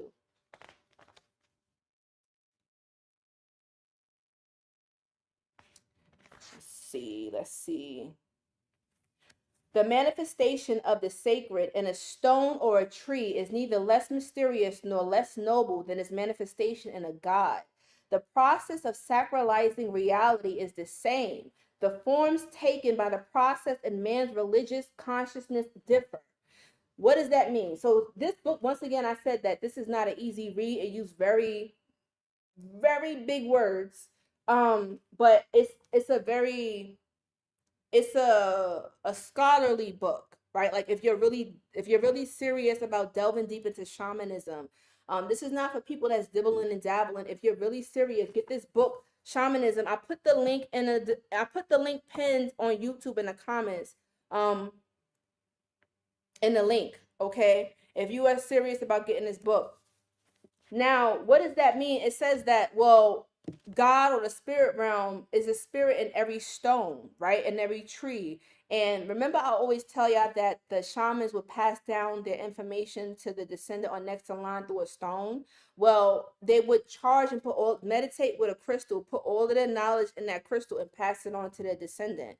And then that descendant will meditate with it and get all of the downloads and knowledge that that crystal has, and also from that shaman. Yes, like we had USBs, floppy disk, memory cards, and all of that before the man, human beings created it. The crystal was the first like memory card. Okay. Let me see what else I pull in here because I'm just randomly flipping it and seeing what I highlighted in here. Oh, epileptics. Oh my god. Oh my god. I almost forgot to mention this. So if you ever had seizures when you was little, like people who are like epileptics, right? Epileptic seizures, they say that that is not a medical issue. They said those who have like epilepsy, people who used to shake when they were children, or if your children shake and you don't know why, is not a health concern. The doctors cannot tell you what it is. So stop believing everything these doctors say. And let me be careful how I word this on YouTube, right? Because they will take it down for me saying that. So read between the lines, right? I am not a medical doctor. I am only reading what I read in this book, right? For entertainment purposes only. Okay. Now that I said that, right? You have to understand that Western medicine doesn't have the same understanding that our ancestors or the shamans, the old ones, had. Um, Anybody who ever had like seizures or epileptic fits, when you look at somebody who's possessed, anybody ever seen like a real possession, their bodies convulse and they shake, right? Um, do you think epilepsy is a demonic? Okay, no. No. That's why we getting into this. So it's different. So when somebody's possessed, yes, they can have those seizures, but in this book, it talks about epilepsy, right? So it says the shaman, for all their apparent likeness to epileptics and hysterics, show proof of a more than normal nervous constitution. They achieve a degree of concentration beyond the capacity of the profane. They sustain exhausting efforts. They control their ecstatic movements and so on. So what does that mean? So it's saying that people who have these epileptic seizures is something that's supernatural. Sometimes they induce it in order to tap into the spiritual realm, right? And they also say people who are shamans who have the gift of shamanism, they're nervous. What does nervous mean? Like your nervous system is very sensitive. Look up what the nervous system is. You can sense things that other people cannot sense, right? Whether it's a brush on the skin, like you might be more sensitive to pain, you might be more sensitive to pleasure, right? People who are shamans and spiritual people, it's the reason why they say that they have a high sex drive, because when they have sex is like times 10 sensually for them, right? Like anybody who's ever made it with somebody who has spiritual gifts, they can never forget them, right? They never forget them. That's like that person that the sex was the best, because their nervous system, like they can channel the pleasure that they're having into the partner that they're having sex with. So if you've never done it with a spiritual person, I would definitely highly suggest you do it, because it is an experience. And if you are spiritual and you know what I'm talking about, because your sensation is 10 times stronger than an average person. This is why you feel things more. Where some people are desensitized. Not you. Not you. Okay, Khadijah. She's like, girl, most definitely. And this is why even, and I hate to bring this up, but this is like young girls tend to be, you got to be careful, because if you have a daughter or a young child that's a girl, even boys too, with young women that have spiritual gifts, they tend to attract older men, right? Even before their sexual power turns on, before they hit puberty, especially after they hit puberty, before they hit puberty, they tend to attract older men. Men don't know why they attracted to them. It's like a sexual energy that you have. You're not even thinking about sex. You could just be having a conversation with somebody and they think you flirting with them. It's the energy that you exude. Spiritual power and sexual power is the same thing. Where do you think the root of the Kundalini energy comes from? Down there. That serpent, that snake. Oh yeah, baby. That's why the ancients was having orgies and stuff like that. Orgy parties during the full moon. And it's a full moon coming up too.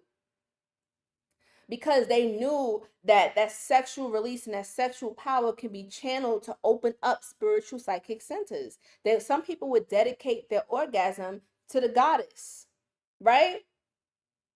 Instead of giving flowers and candy and stuff, they'd be like, all right, listen, I'm about to have sex with my man, and I'm about to dedicate this orgasm to the goddess to manifest me a new house, manifest me this. So this is why, right?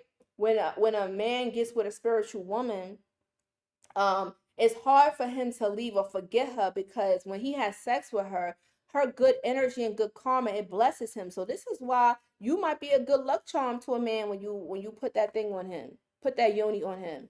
And men too, don't get it twisted. Like, there's some men, ladies, there's some men that got that magic stick and he got spiritual power too, and you don't know what it is about him. But it's like it's something about his sexual power and magnetism. And girls, don't let him do semen retention. Oh my God, he gonna drive you crazy. All right, let me keep it PG-13 unless y'all give me permission to go further. I mean, it is getting kind. It's almost 9 o'clock over here in New York. So, but it might be kids watching. I don't know.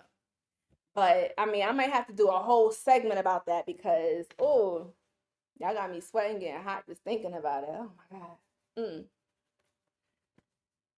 There's some like men, women that got that sexual energy and sexual power, and they just unforgettable. And a man can have straight hands and me. I'm over you. Ah, well, y'all know what I'm talking about, because men have the sexual power just like women do. And some men, they may know that they have it and abuse it. And then there's some men that don't know that they have it, and they just out here just sharing their magic stick with everybody. And you got to be careful, because I have a homeboy, and I know he's a warlock. I know he's a magician. He don't even know it. But he always coming to me like, yo, why this girl is acting crazy? I said, yo, I said, you can't be doing that to every girl. I'm like, yo, you want to do that to the wrong one, and she's going to mess you up. And best to believe. Okay? So when you got that sexual energy and power, you got to be more selective with who you share it with, because you can make people crazy. You can make people bust the windows out your car, right? And you wondering what the hell happened. And it's like, no, like, just because you don't want to be with them anymore, like, you got to be careful. You got to be careful. I'm telling you.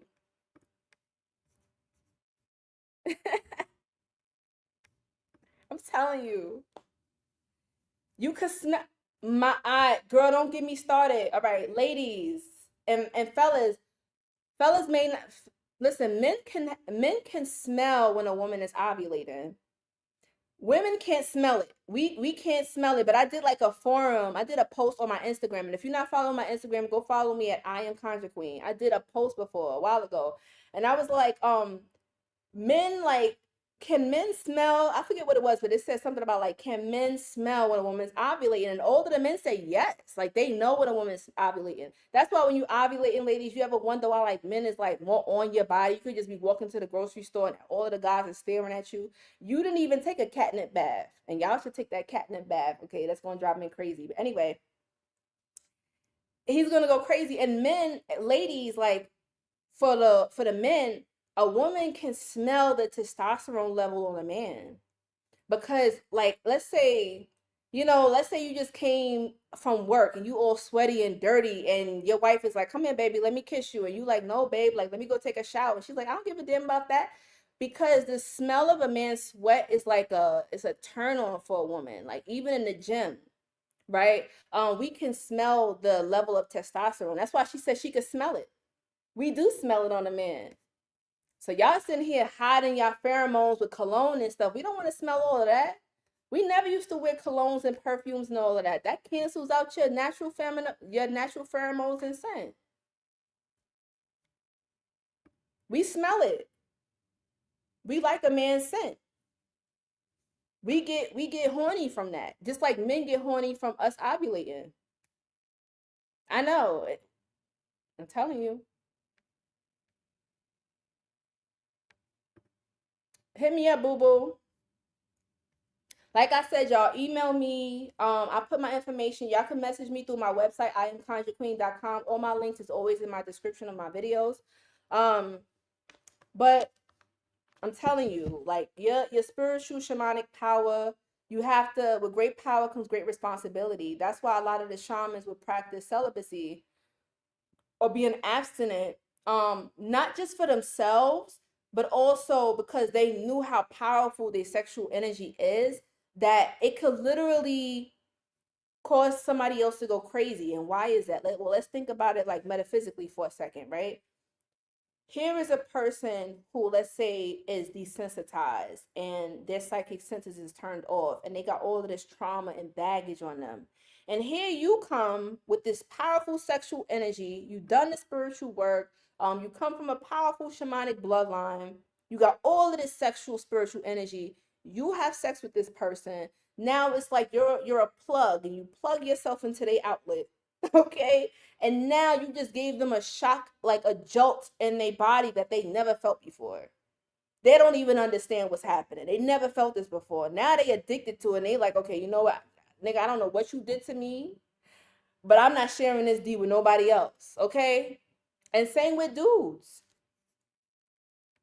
Same with dudes. Some dudes never had that before, and a woman can sexually open up things in him that he never felt before. Like, men are conditioned to not show their emotions in society. So a woman that's spiritually grounded in all of this, have sex with this man, now he's feeling all of these feelings he never felt before.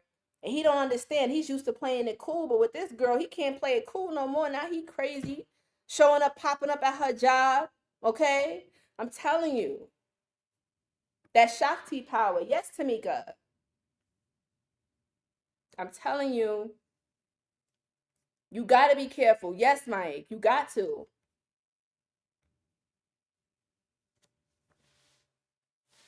It's crazy out here.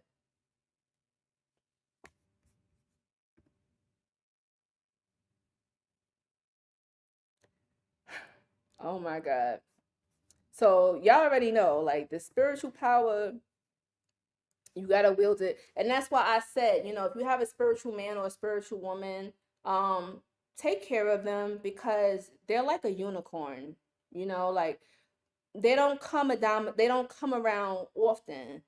And if you do them dirty, understand that their spiritual team will F you up and you will lose your blessings. They're like a lucky charm. You feel me? They are a lucky charm. And I'm telling you this right now. The signs that you know that you with a man or a woman that has like spiritual power and energy and they're using it like to grow, to create, not to destroy you, because some people use it for evil. Um, your life will start to improve. You'll start to see things like open up for you, opportunities like health wise, like things will go well for you, versus if you with like a somebody who has like a parasitic type of entity attached to them. You'll feel drained all the time, you're always stressed, you losing sleep, you're always wondering and worrying about them. You feel like you have no inner peace because what happened is they have inner chaos inside of them, and then they want to come and disturb you.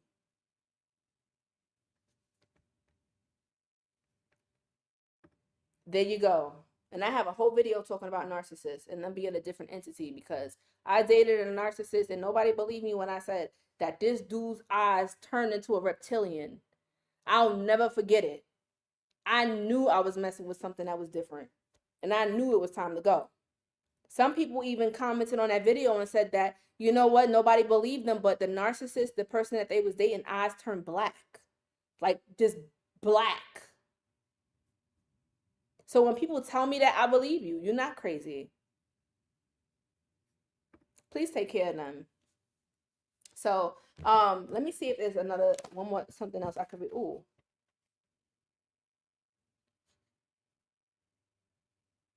Sometimes the supreme being is represented in the form of an eagle, and in the branches of the tree are the souls of future shamans. The likelihood is that this mystical image has a paleo oriental prototype. Okay. Now, what this is on page 70 of this book, Shamanism, right? And y'all know I'm a journalist. I'm always citing where I get my stuff. So this way, if you do have this book or you want to come back to this video, save this video in your watch later list, right? Hit that thumbs up button so that way that you can also get notified of my future lives, because I want to start doing more live videos on this platform. I'm talking about all these books that I have. I have a whole library of books. And I wanna start telling people about it. Books that are not popular. Okay. What does that mean? Well, you know what's interesting? You ever notice how like the American symbol is the bald eagle? Right? And when I went to Costa Rica and I was studying with the shamans over there, the man said something interesting to me. He was saying that they don't learn shamanism from books in school. He said that since he was a little boy, he studied with the elder and they just studied nature. And he told me, he says, everything has a symbol and a meaning, right? Everything has a symbol and a meaning. Well, he says the eagle represents the masculine energy, or like the sky god, fire, the sun, right? And it made me think about Heru, which is not an eagle, but we got to understand that different parts of the world had different animals that represented the same thing, right? Heru in Egypt, or Kemet, was synchronized with, what was he? Not a hawk, a falcon. Was it a falcon or a hawk? Sorry, one of those. I think it was a falcon. And he represented the sun. And the shaman in Costa Rica told me that the eagle represents the sun, or the masculine form, right? The highest being that can see all things, eagle eye, right? All seeing, all knowing, that all seeing eye that they talk about in the Illuminati, that eagle. They stole all this stuff that they say is Illuminati is our shit.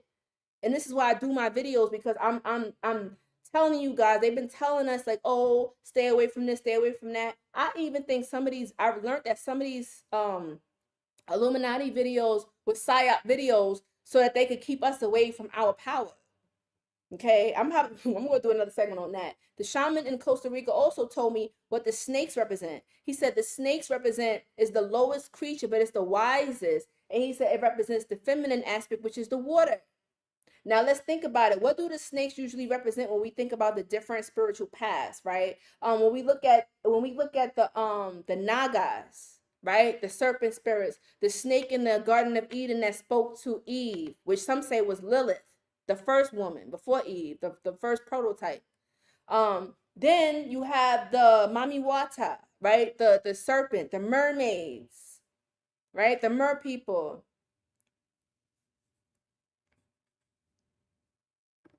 They love to kill the snakes. And what they say, snakes is evil, it's the devil, it's wicked. So this is why I challenge everybody who's watching this right now to question everything that you've been taught. And I know that it's going to be hard because we live in a society now that rewards cognitive dissonance. And cognitive dissonance just basically means that your brain is looking for whatever it is you already believe in. So we have this, the algorithms is kind of set up now.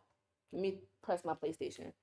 The algorithms is kind of set up now where if you like a video that agrees with your perspectives and your beliefs, the algorithms is going to continue to keep sending you the same information over and over again. So now in your mind, you're saying, yeah, see, what I believe is true because I keep getting content that this person believes in what I believe in, that person believes in what I believe in, but it's just feeding you your own thoughts. You feel me? That's what cognitive dissonance is. You have to also be strong enough to also look at the opposing view outside of what you already believe. That's where wisdom comes from. And 2007, when I first stepped into my consciousness and I started watching that Rihanna video, Umbrella, and I'm like, people started saying, oh, Rihanna's an Illuminati. Look at all of the symbols. So I started going down that rabbit hole. Like, what's Illuminati? What's this symbol mean? And I started digging and digging and digging. And all of the videos kept saying, this is why you have to go back to Jesus Christ. This is why you have to go to the church. This is why you have to worship Allah. This is why you have to get into Islam. And I'm like, okay. So then something said, let me do my research and find out what is the original meaning of these symbols. And I have another book over there called Signs and Symbols that's also in my Amazon link, y'all, Listen, you could get this book from Amazon, from anywhere. It's an orange book called Signs and Symbols, and that book, like, it tells you the original meaning of these symbols, and it says no symbol is evil, no symbol is good. It's just a symbol. It's what the power that you give it. And once you start learning the language of signs and symbols, that is the language of the universe. Why do you think that when we do our rituals, and shout out to the people who've been doing rituals with me, shout out to everybody who joined our rituals, we always work with symbols. It's the symbols that have the power. That's why they have symbols in the music videos and stuff. They're using those symbols to capture your attention and make you worship them. But once I teach you the symbols, right? Once I teach you the symbols and I teach you how to utilize it, you're not going to become prey to their witchcraft anymore. You can use it against them. Yep, snakes represents transformation and rebirth, the shedding of the skin. Thank you, Tania, for mentioning that. So I want you to understand that good and evil is subjective. I know that's hard to believe. I know that might be hard to hear, but those are human constructs. And then you got to also understand that the rich and the poor operate on two completely different moral compasses. The rules that apply to the common folk is not the same rules that apply to the elite. And you could look this up throughout history. The stuff that the nobles and the elite have done that a common man or woman would have got beheaded for. But because they were regal, royal, or king, queen, whatever, they got away with it. Why is that? Well, if good and evil is universal, then that should apply to everybody, no matter what position they in, right? So that just cut that out right there, right? Oh, we're gonna have to get into that segment because I can get into snakes and serpents and stuff. Do y'all still got time? Y'all ready to go? Because I could definitely pull up another segment in here. This book is amazing. I'm just randomly picking stuff that I ooh.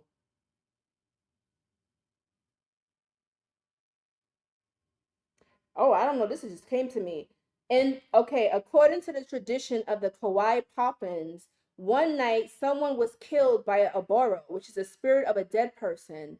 The spirit took out all of the man's bones and replaced them with Oboro bones. When the man came back to life, he was like the spirits. That is, he had become a shaman. So the spirits, the spirit of the dead, some of y'all are natural necromancers. And when I say necromancy, I know in the Bible they say that, you know, necromancy is evil, but didn't the king, what was his name? Saul? I'm sorry. Oh my God. I'm getting it confused. I should know this. One of the kings went to the witch to have her do a reading. And she said, you know, I could get beheaded for this, right? Right? Aren't you and your people the one who said that this is evil and I could get in trouble? She didn't want to do it for him. But the king didn't want to go to nobody else but the witch. And just like my other book I have over here, Slave Medicine, which I'm going to do another live for because that book is packed with information on how to heal yourself because I feel like we need that right now. People don't got health insurance no more. We're going back to the old days where we're going to have to use natural remedies. Slave Medicine said when it came to the slave owner, when his baby got sick, when he got sick, he didn't want to go to the Western doctor. Do you know they had something called bloodletting? Bloodletting is when they will cut you and have you bleed out the sickness. Yes. And it was a high chance that you would die. That was their medical practice then. The slave owner said, nah, I don't want to do that bloodletting shit. He was like, yo, get me that bush woman over there. Get me that medicine woman, that root woman over there. Bring her over here to cure me. Now, what does that tell you? What does that tell you? I'm trying to tell you what the real medicine is. And even when you go into like the pharmacies, right? The pharmacy is just a fancy word of saying magic, witchcraft. The pharmacy, when you look at the ingredients of what they put into the pharmaceutical medicines, it's herbs that our ancestors used, but they put additives and fillers in it that overwhelm your nervous system. Why? Because what did I say in part of this live video? I said that the shaman, according to this book, and according to y'all experiences, because y'all validated it, The shaman's nervous system is way more sensitive than the average person. So how can they throw off your whole entire equilibrium? They throw off your nervous system. They make you desensitized. They overstimulate you with all of the noise and the social media and the distractions. Shamans are easier to get distracted because we have hyper awareness. We have hyper awareness, and some people may call it ADD, ADHD. Remember what I said about the mental health institution put labels on certain things, but these are misnomers. Yes, they splice metals and minerals to make pharmaceuticals. And anybody in here who has any degree in medicine, nursing, pharmaceuticals can testify in here what they put in there. So let me make a note. If you want me to do a live video breaking down slave medicine book, I'm gonna bring that out next time. Drop it in the comments so I know how many people are interested, so that way I can do that, because I really feel like if I bring that, and y'all gonna have to screen record that, because last time I talked about natural remedies and medicines before the pandemic happened, they took those videos down. They was not playing. YouTube gave me a warning and was like, listen, don't do it again. This is just a warning, but if you do it again, you're going to get a strike. We're going to take your channel down. So that's why I got to talk in code now. And some of y'all know what I'm talking about, because some of y'all saved that video like I told y'all to, and y'all know it's not up there no more.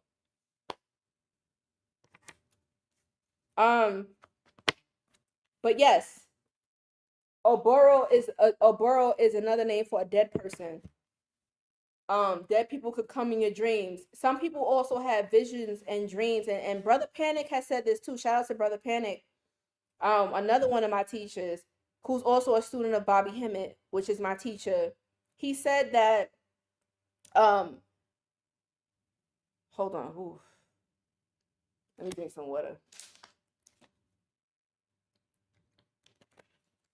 He said that there's some people, like, you will have a vision or a dream of the spirits or the deities performing a surgery on you. Right? Anybody in here ever had a dream, like maybe you just sitting there relaxing, meditating, taking a bath, or laying in your bed, and you have a dream that spirits are over you performing surgery? Well, that's what this is talking about in this book. It talks about how the dead comes and replaces your physical bones with the bones of the dead. Now, this may not be literal. Oh my God, I just saw that orb. Did y'all see that orb too again? Yo, it's mad that I'm in here right now. It's confirmation. The spirit would come in and replace your physical human bones with spiritual bones. Now, this is not literal, right? But it's talking about alchemy. It's talking about transformation. It's saying that the shaman is not a normal human being. What did I say in the beginning of this live? You got to understand that you're not normal. The medicines, the schools, the things that work for average, normal mankind or human beings don't work for you like it would for them. On a molecular level, astral level, metaphysical, physical, chemical, all of that, you are different. You are an anomaly. I got tongue tied. Anomaly. You are an anomaly. Yeah, we going deep in this one. What's up, Jazzy? Shout out to the members. Shout out to people who are becoming members. Yes. And thank you for everybody who donated to the super chat. I appreciate you. Let me go back because I think I missed somebody. I don't want to miss anybody. Thank you, Ken Ked. Thank you, Plenty of Chocolate. Thank you, Steven. Thank you, Macy. Neutrino. Yes. Thank you, Spiritual Mike. Runji, what's up, boo? I had missed you. Thank you, Runji. I appreciate you. And Jazzy, those who becoming new members. Listen, I want you to understand, and I want you to tap in. If you're not already subscribed to my channel, hit that subscribe button. Hit that thumbs up button if this video has resonated or helped you or taught you anything new in any way. That way you will get notified of more of my videos. Also hit that bell. Once again, I said that the algorithms with YouTube and social media has changed, and now it's up to us to be our own algorithm, to share this in the group chat, share this with our friends and family, share this on our pages, okay, to get this information out there. I shared a lot of information here. The spirits backed me up. Spinks was here confirming. The orbs is running all around me. Listen, I'm not making this up. Go and check this out. I always give y'all where I learn my stuff from. Go get this big ass book. I put the link pinned in the chat. Read it yourself. Take your time with this. Once again, it's not an easy read. I'm not going to sit here and lie to you. You have to take your time with this. It might stretch your brain a bit. You might be like, yo, what the hell is she talking about? Have a dictionary and a thesaurus or whatever handy, because you're going to need it. You're going to learn some new words. I know I did. Look, Macy already ordered it. She's not playing. Okay? Like, share, and subscribe. Thank you so much, boo. I appreciate you. But overall, to summarize it, okay, you are a shaman, you are a healer, an oracle, a spiritual medium. You are not like the average human being. You have a destiny that is bigger than you. Okay, you got to understand that spirit will put you through initiations, and the tests. The spiritual initiation is transformative. It literally breaks down your humanity. Some people literally die and come back, right? Like I've mentioned before in previous videos that I literally died and came back, and that's how I have one foot in, one foot out of death's door, right? The spiritual realm and the physical realm. Those who have died and came back, they have spiritual abilities and gifts because they're not considered really alive or dead. You're in the middle. So you don't really have a category, just like the shaman said in this book, right? The dead comes and replaces your bones with the spiritual bones. And just like the channelings, those what they call it, channelings, when fairies come and replace a human spirit with a fairy spirit, y'all heard stories of that, right? Well, this is why I always tell y'all that y'all have to protect y'all babies spiritually, because if you come from a certain bloodline of shamans, you got to understand that 9 times out of 10 your baby's might have the gift too, and they have a light about them. And if you not put in certain amulets and protection and around that baby, on that baby, your baby will be threatened by these entities. They're light. Thank you, Leslie Lester. She's like, listen, I want you to keep going. Listen, once I'm on a roll, spirit just had me on a roll. Let me see. Because everything I flip to. Okay. Listen, this is another one. This is a good one. Thank you so much, Leslie. I appreciate you. Leslie says she wants me to keep going, so I guess we're gonna go. Hold on.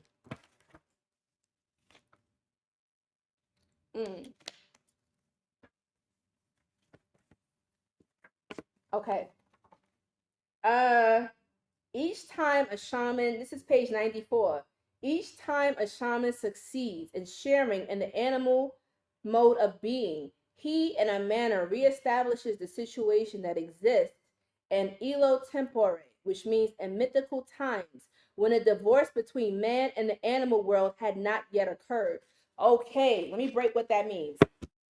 I highlighted that because remember somebody in here said it, animism, right? So y'all ever notice how when you look at certain like indigenous practices, they wore like masks of animals, or they had spiritual animal totems, or even in ancient Egypt where you see like they have like animal heads, right? Like Anubis, or Sekhmet with the lion head, Basset with the cat head, Heru with the falcon head. This is saying it right here that the reason why they did that was because they believed that before civilization came into being, humans were more connected to the animal world. We would tap more into our more animalistic ways of being, which is more natural to us, right? We wear clothes now. We wasn't doing all of that stuff before. And this is why she say that shamanism is not the same as it used to be, where we could literally, like, our powers were more stronger because we were connected in nature. You ever notice how when you go in nature, if you do rituals in nature, meditate in nature, work out in nature, exercise in nature, you get way better results than, let's say, working out in the gym inside the house, or meditating inside a room, doing your rituals inside of a apartment complex. Why is that? Because it's literally like Wi-Fi. The trees is like the spiritual Wi-Fi. And the closer you are to nature, the more of a connection that you get to God or to spirit or source. When you're further away from nature, like being in New York City, oh, I hate it here. Okay, like you get pulled away, your senses is overwhelmed. The humming, the electromagnetic energy. Shout out to Delbert, Dr. Delbert Blair, another one of my teachers. He talks about like these harmful waves that we cannot see but we can feel. That's why you have to get wear black tourmaline. Okay, wearing black tourmaline helps to ward off those electromagnetic fields that we can't see, but we can feel it. If you are a shaman, your nervous system is more sensitive. So, of course, normal people are not going to be affected by it. Normal people could walk into a haunted house and not feel nothing. But let you walk into a room that somebody died in. Oh my God, you're going to feel everything. Probably how they died, feel the pain that they felt. Okay? Y'all know what I'm talking about. Empaths, clairsentients, healers. Um, so it said that whenever you act like your natural animalistic self, you tap into God, you tap into that power. So this is why the shamans would act like animals in order to tap into that animal being. So let's say, for instance, if I wanted to get courage, right, and I'm afraid of something, I think of a brave animal like a bear or a tiger or a lion. So I would act like it, right? Like I would start roaring. Y'all ever seen like uh I'm trying to think of an example because it's hard to find examples of this. Um if you've ever seen a voodoo ritual where people actually get possessed, and let's say it might be by like a very primordial spirit, they might slither on the floor like a snake. Like people who's into like the 21 divisions, which is like the Dominican voodoo, um if somebody gets taken or possessed by Saint Martha Lubana, Marta la Dominadora, that they will start slithering on the floor like a snake. Okay. They will take on a persona or the energy of that animal. They become that animal. And you they say when you act like a certain animal, you possess their power.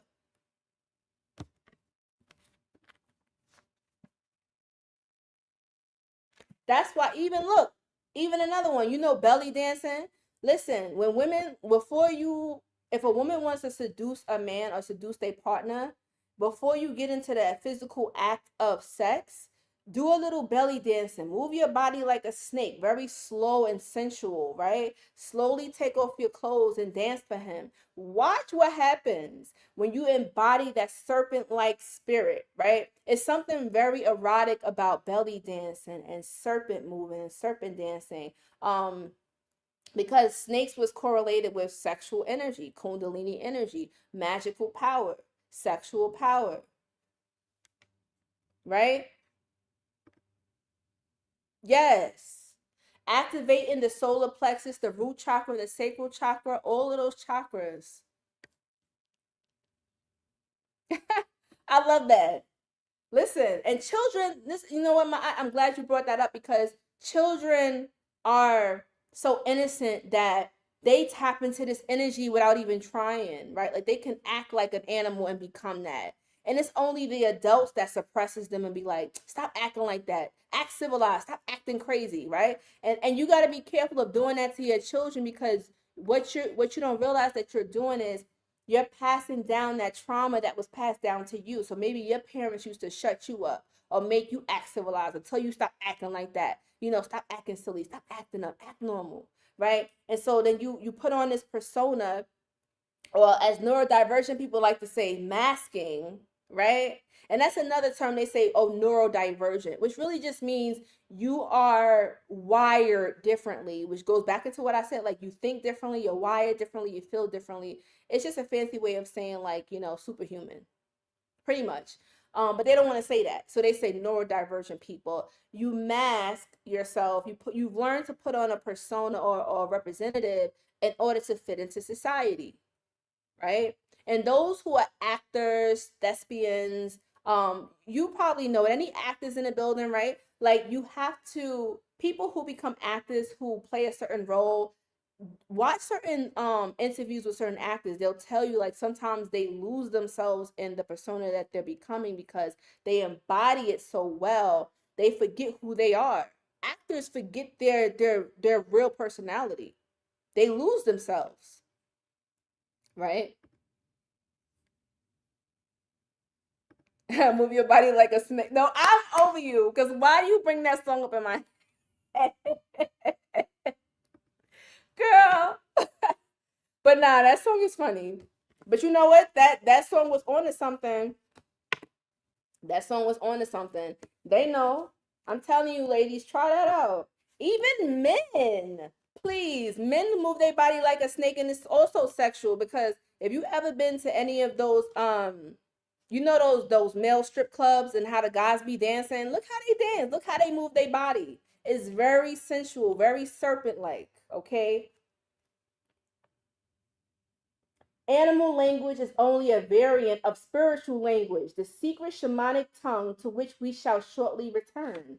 So this is the part in the book where she starts talking about how the animal language is the closest thing to tapping into spirit. Because remember, human language is something that's very new. Why do you think they say in ancient times that humans were able to communicate with animals? We understood the language of the animals. We got taken away from that.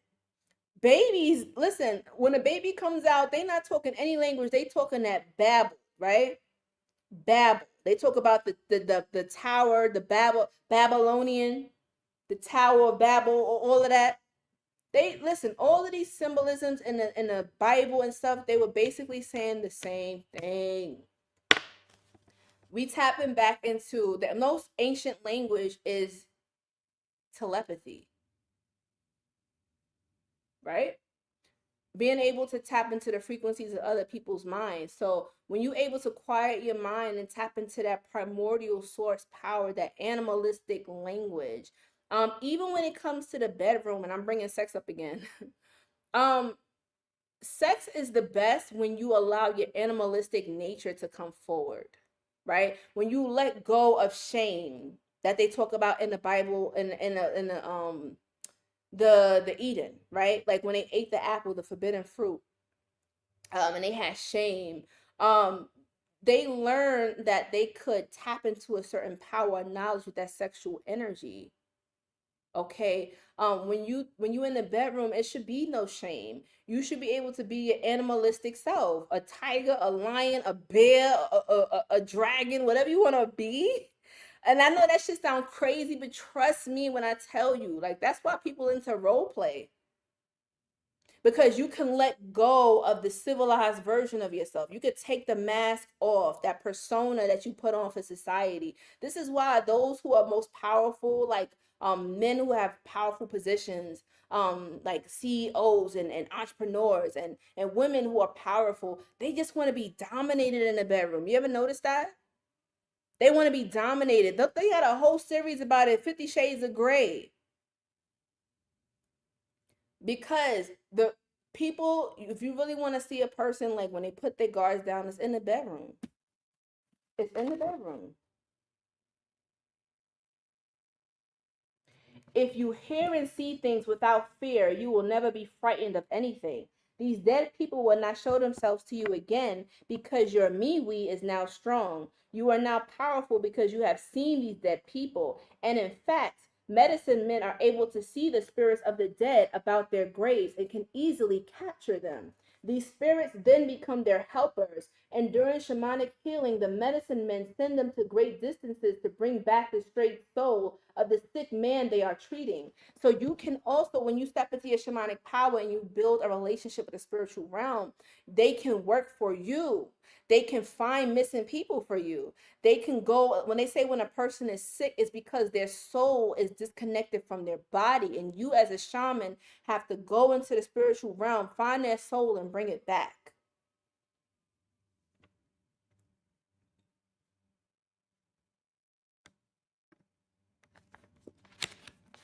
This is crazy.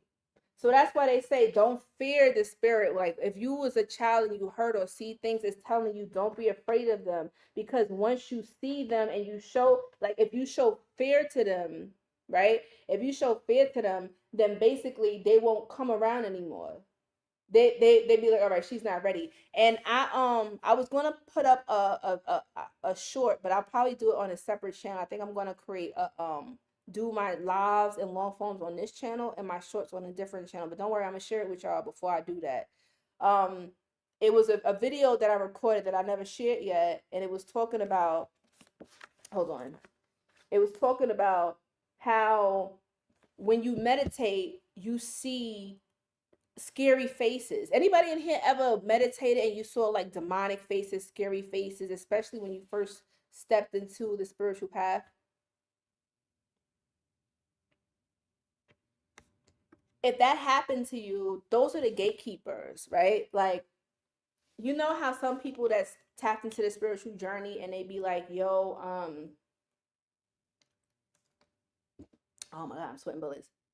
They be like, yo, they meditated, they saw demons in their dreams, and now this spiritual stuff is demonic, leave it alone. That's part of the initiation. That's how they kind of wean off those who are Methodists and those who are not.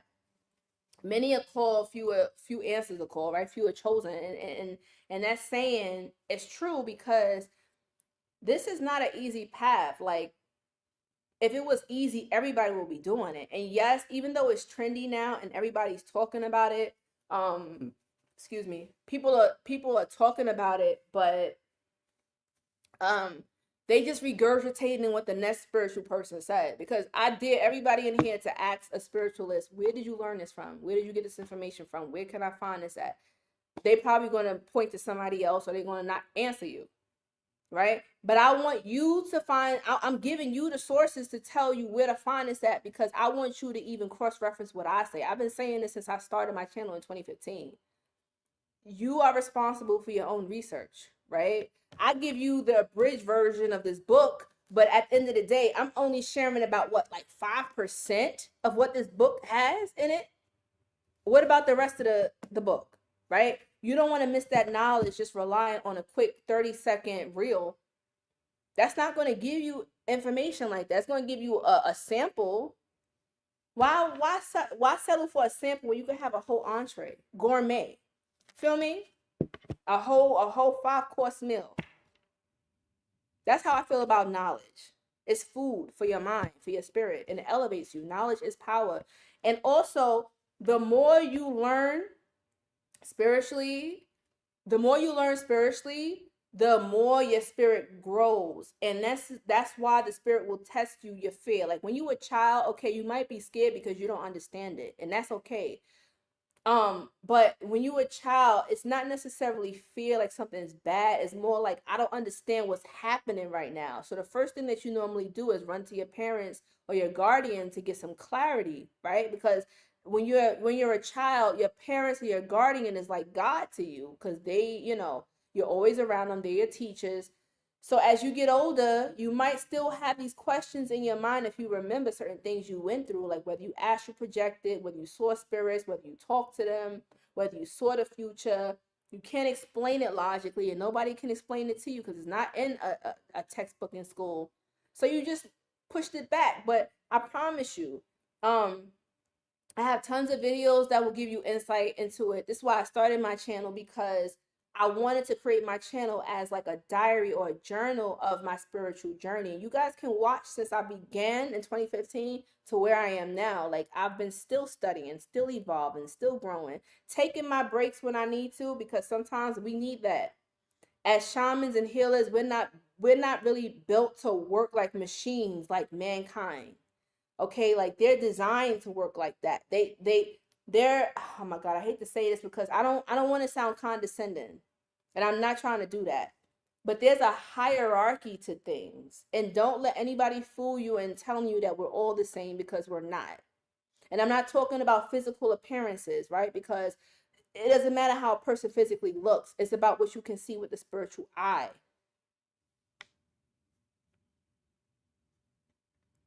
The more you experience too, yes, my eye. The more you experience too, the more you learn.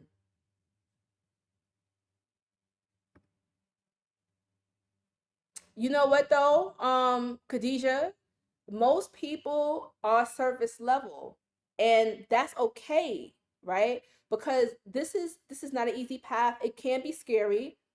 Um, and the shamanic path, the noble path, is a path that most do not walk, right? The path least trodden. Like, it's a wild path. It's not clean cut. It's strange. It's weird. It's sometimes you're walking a path nobody has ever walked before, off the beaten path.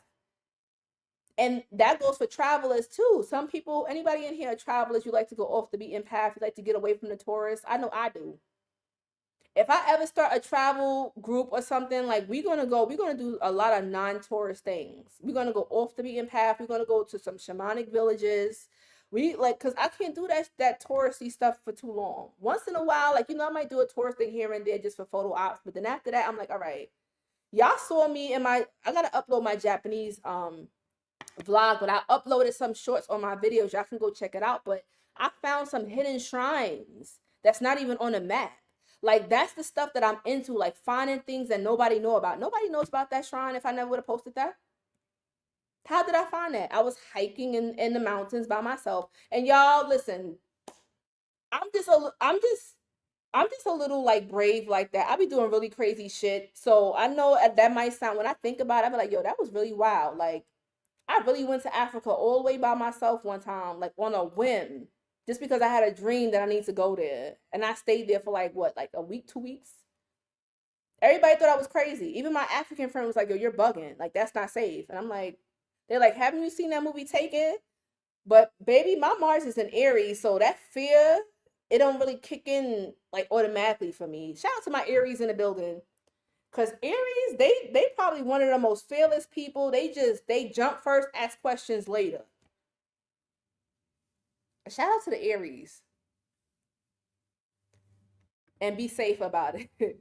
Right, be safe. That's why I'm telling y'all, like, don't just jump and do what I do. The reason why I do what I do is because I have this blind faith in my spirits that I'm gonna be okay. Like, I went to Africa knowing like I'm gonna be okay. I'm like, I'm going out there to study voodoo. I want to understand it. I don't want to just read a book.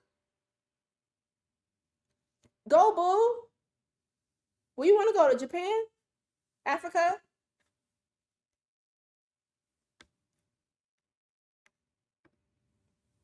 Thank you, boo. And everything worked out for me. Everything worked out.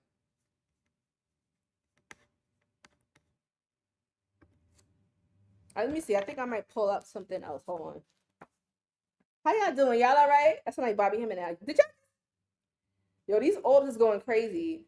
I don't. The crazy part is I don't even see them like in my room right now. It's just only in the camera. The camera is catching it. Let's see.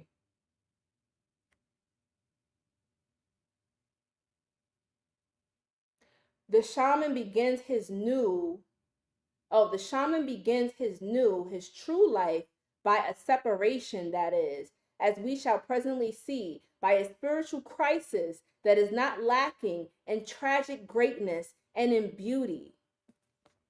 This is page 13. Okay. Now, the reason I bring that up is because, well, this popped out actually. What did I say? It says that your journey begins with something tragic. Okay. Think about how you came upon your spiritual journey. What started you asking questions? What happened? Sometimes it's something tragic that literally wakes us up out of our slumber, right? It could be a death.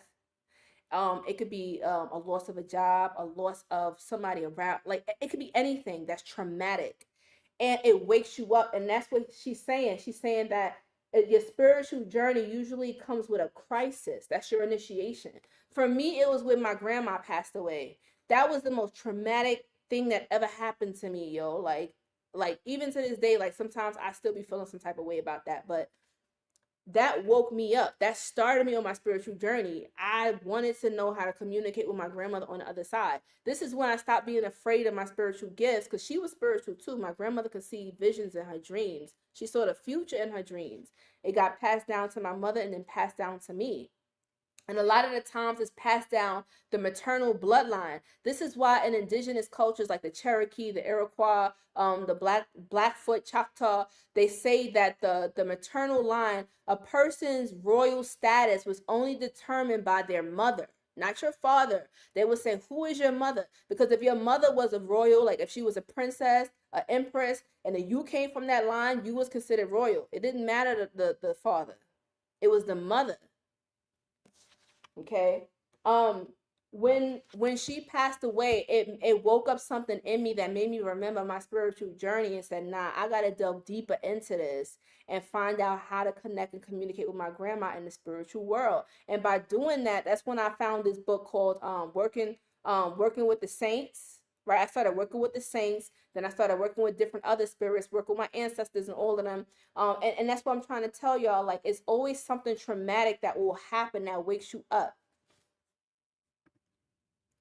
See, I thank you for sharing that with us. I know that's very sensitive for you, but thank you for sharing, because when we share these sensitive moments with others, it makes other people comfortable enough to share their experiences. Because a lot of us, we're hiding who we are because we're afraid of being judged, and rightfully so, right? Because we've been judged all of our lives by people that don't understand us.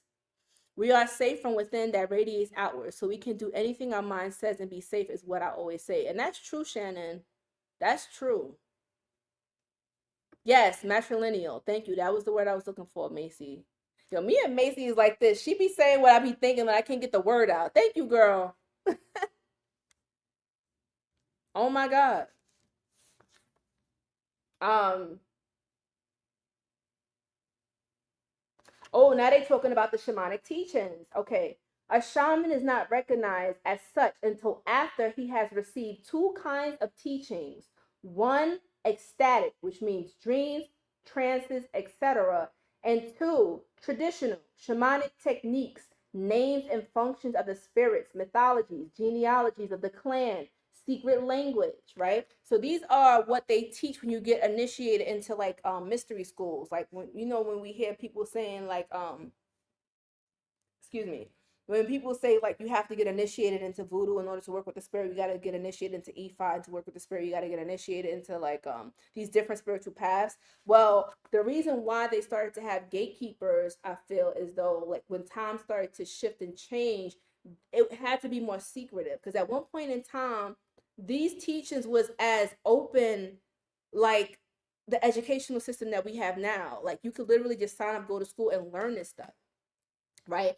But here's the thing: the shamans, they had the elder would take them in and teach them, right? So this is what it's saying here, that they had two different forms of teaching. When you would have dreams and the spirit would teach you in a dream and visions, some people are self-taught shamans, and then it's some that you had somebody nurture you and teach you, like an elder, like going into a school. This is why in the beginning of my channel, like way back in the day, I would always say like, and I got pushback from this, I was saying like, you know what, I know people have their beliefs where they feel like you have to get initiated, in order to join a spiritual house. Now, there's two ways of initiation, like I just said, right? Those who get initiated directly by the spirit, and then those who go through initiation through another human being that introduces them into the spiritual world. It's two different. I'm not saying one is better than the other, but according to this book here, it says that those who are chosen directly by the spirit, right, usually ends up being like chosen by nature. Now it says here, hold on, I just missed it. Hold on, this truthful card, the spirits, old man, shaman, spirit initiation. This twofold course of instructions given by the spirits and the older master shamans is equivalent to an initiation. Sometimes initiation is public and constitutes an autonomous ritual within itself. But absence of this kind of ritual in no sense implies absence of an initiation. Kind of similar to what I just said, right? Simplified. Y'all gotta get this book. Like, seeing the spirits, Seeing a spirit either in a dream or awake is a certain sign that one has in some sort obtained a spiritual condition. That's what they call it, a spiritual condition. That is that one has transcended the profane condition of humanity. Now, what when I say profane, profane just basically means like those who are profane are just like regular people, right? Um, that's why sometimes God protects you from the profane because you're so sacred and protected. You're not meant to be among everybody else. You're not meant to be among the commoners, right?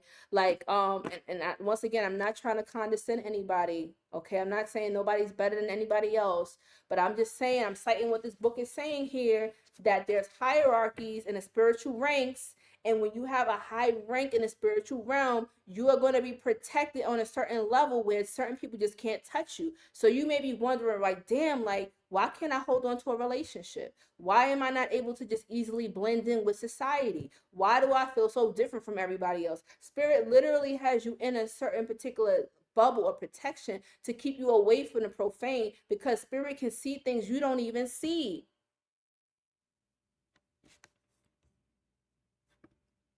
When my grandma died, it took me out. My boyfriend died a year ago. I was broken. I had to get me together. And now on the way up, I need to channel my gifts, help others as an art and student holistically.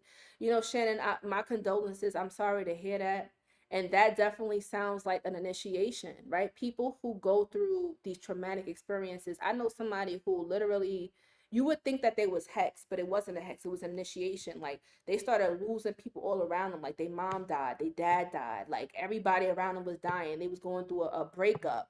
They just lost their job. Like everything worse that you can imagine was happening. And when I looked into it, it was signs that this person was getting from the spirit realm to do the work, right? And I'm not saying that the spirit took these people out with them, but it was waking them up because this person was so codependent and not doing the work, not learning how to tap into their oracle or shamanic gifts and powers. So the spirit had to kind of remove the distractions out of their life and show them like, all right, listen, okay, these people who died in your life, now they're going to be your spiritual allies, right? Now they're going to help you in a way that they probably couldn't have helped you in the human world. Now you're going to burn ancestor money, do rituals to help purify and cleanse their spirit so that they can help you, elevate them up so that they can be on your level to help you out. Not all ancestors are able to help you. Some of them might be hindering you and cursing you.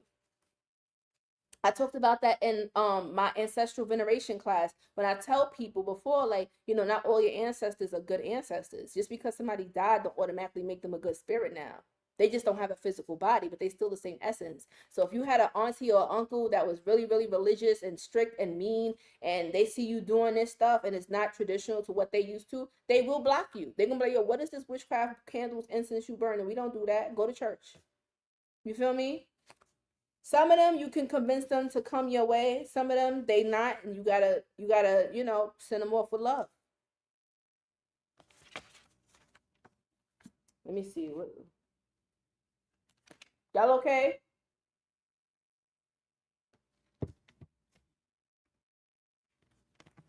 My ancestors have been protecting me in my past relationships. Lasted 3 months. I was pushed to leave a group they said I didn't need to stay in. An apartment via WASP. You never see. I'm saying, Maximum Rising. Tell them people are in here testifying. Because I'm telling you, a lot of us go through these experiences and we just think that it's us until somebody else shares an experience and they be like, oh, shoot, like that's me too. Um, but usually sicknesses, dreams, and ecstasies in themselves constitute an initiation. Remember what I said about you people who are always sick, right? Having these sicknesses, having to go through healing, and think about it, right? Like sometimes we got to go through these terminal illnesses in order to learn about holistic healing. Some of the most powerful holistic healers to this day, they'll tell you how they got into healing. They'll say, oh, because I got really, really, really sick. Something happened to me and I had to, either lay down and die or do something about it. Like Big Sean, which is a popular rapper, a mainstream rapper, he has a video where he talks about how when he was young, he had a heart condition. And he was so young, but the doctors was trying to tell him and his mother that he needs to get a pacemaker. Now, once you get a pacemaker, there's no like undoing that. You're gonna always have to go and get the battery changed. Like, it's just crazy. So instead of going to get the pacemaker, somebody said no, like he don't need no pacemaker. A holistic healer stepped in and said that boy needs some magnesium. Give him a magnesium for X amount of weeks or whatever. He's gonna be just fine. Why? Big Sean said this. Y'all can look this up yourself. When he went back to the doctor to go get his heart checked, they was like, "What happened?" And he told them, "Well, I took magnesium." They was like, "Well, your heart's fine now, so I don't need that pacemaker no more," right? They was like, "No." Now imagine if he would have got that pacemaker being so young. I'm trying to tell y'all. That's why I'm saying that was his, and that though that be people initiation when you go through a really bad sickness, because you have to first heal yourself to learn how to heal other people. Oh my God. Something's hitting my spirit right now. This is why you go through what you go through, the trials and tribulations, because remember, how are you going to help anybody if you don't even know how to help yourself? You have to go through hell and back. You have to go through the dark night of the soul, because once you come up out of that darkness, do the shadow work, you come out, you transform, right? That scorpionic energy transform like the phoenix. You able to see differently. You're not even thinking the same anymore. Think about your life 10 years ago, 20 years ago. Are you the same person now? Do you still like the same things? Are you even around the same people? You know, you're a different person. In my ebook, I even talk about this scientifically. You could look this up. That your skin changes, your bones change, like everything within your body after 7 years, like you're literally made up into a whole different being. The cells automatically change. You're not the same person. You're not.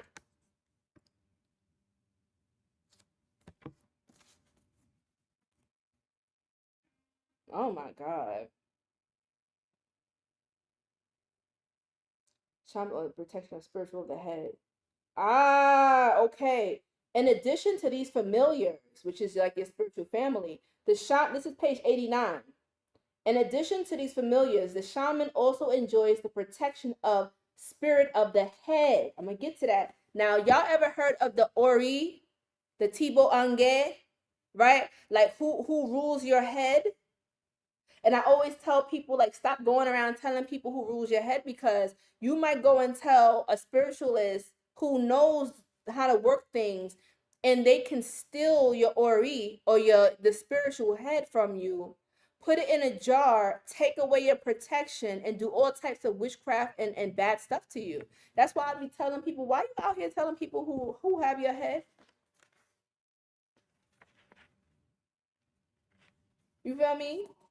I don't tell nobody who got my head. I was told early on, like, never tell nobody who rules your head.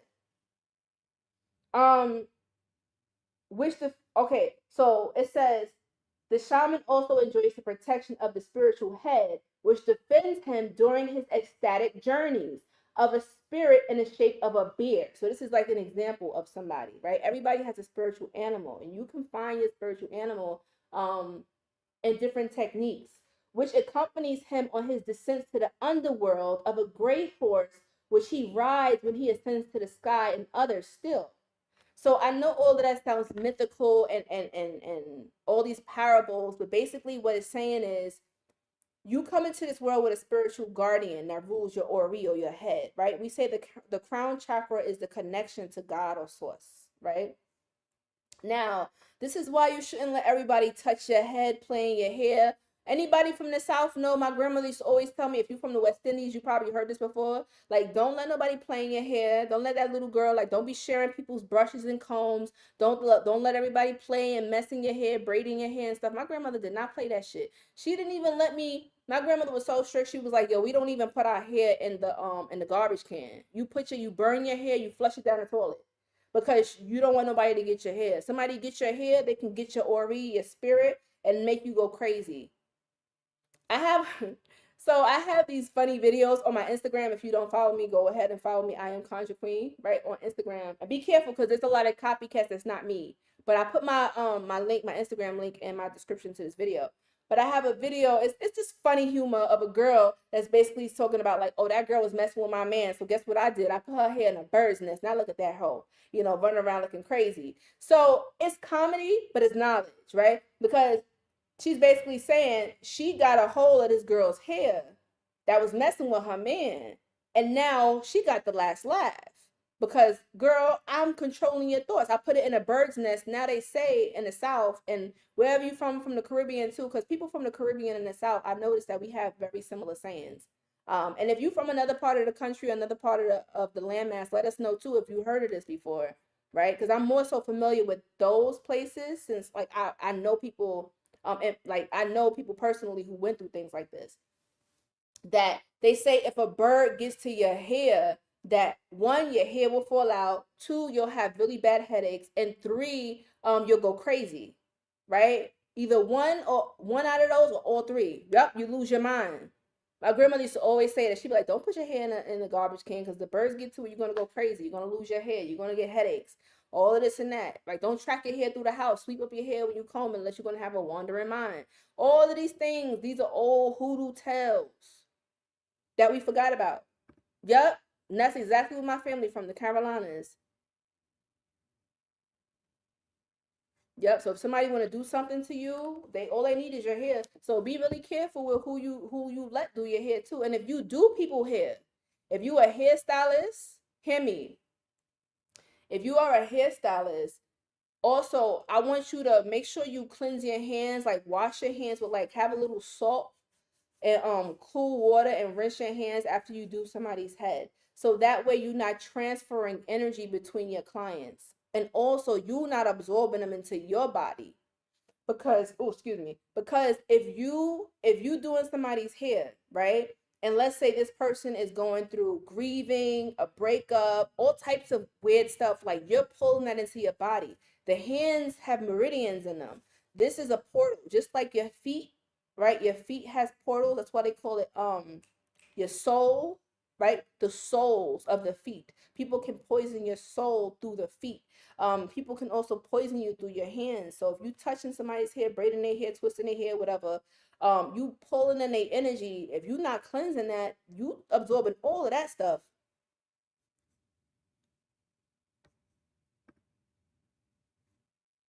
So listen, ladies, if you like to go get the weaves and bundles, I'm not even shaming y'all because sometimes I like to give me a nice little bust down too, okay? Make sure you smudge and cleanse your hair before you put it on your head. Please.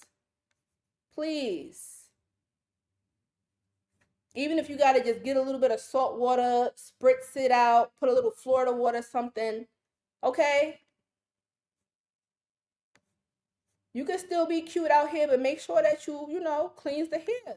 Cause our ancestors used to wear fake hair too. So I don't like when people be shaming people who wear weaves and stuff like that because they definitely was wearing wigs and whatnot. Y'all can go into the museums and see it yourself. Yeah, Mississippi people got some powers. Those are the mound builders over there. Mm-hmm. It's all good, boo. It's all good. Listen, we talked about a lot in here. We've been in here for, oh my God, like 2.5 hours. This is probably like, remember we used to always do long lives like this? Yo, I miss doing these long lives. But if y'all want me to start doing more lives like this where I bring my books and I just like go in, like I have so many books, so much knowledge, y'all. Like y'all gonna be bookworms when y'all done with me. When I'm done with y'all. Watch. Such contemplations, it should be noted, have remained alive even within Christian mysticism, which one again shows that the ultimate attained by the earliest conscious awareness of archaic man remained unalterable. What they talking about here? Oh, this is when it was talking about this is when it was okay, this is kind of going deep into like when it's talking about religion and it's breaking down like shamanism and religion because it's talking about how the religions that we have today are basically bridges or denominations or sets from the original religion or occult practices, but they just took out the shamanism practices of it, right? Like in Christianity, before Christianity came into being, they had the Gnostic teachings or the Gnostic texts. Um, Before Islam, it was Sufism. Um, but well, Buddhism, what is it? In Buddhism, they had a no.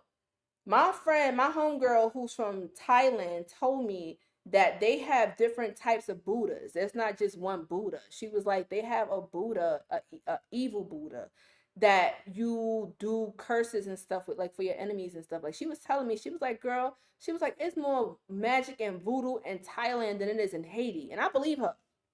I believe her. That's why I want to go to Thailand because I'm finna go to the mountains and talk to them people and find out what's going on. And y'all better subscribe because I'm gonna be recording all of this. I'm gonna get a translator and we're gonna learn some Thai magic because we're not gonna stay stuck in one practice, right? Like shamanism is global. So I'm so fascinated and dedicated to this practice. Like I want to travel the world and I want to meet different shamans. And so far, I've been talking to different shamans from like Costa Rica, from the West Indies, from Dominican Republic was interesting too. Japan, yo, Japanese voodoo is on a whole nother level because first of all, remember how I said how back in the day how shamanism was like out in the open before the colonial people came up, colonialism happened and they killed off all of the shamans and stuff like that and they made our shamanic practices illegal. Like you could literally get beheaded and die for practicing this or even speaking the shamanic language. Um, in Japan, and I even have like a video when I was showing they mojo bags. I went into one of the temples and I'm like, yo, is this a mojo bag? Japan got mojo bags. I'm thinking this is just some hoodoo stuff. I'm like, nah, they got hoodoo over there. Voodoo over there. Yeah, them Asians don't play. Listen, let me tell you something.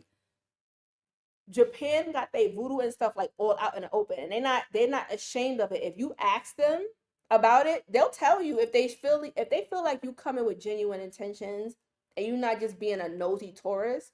They can sense your energy, and they'll teach you. Like one lady, I went to her restaurant in Japan, and the food was mad good, and it was like in a small town and I noticed she like a lot of the people had like this deity or this broom with this deity, so I asked, I was like, excuse me, what is that above the door?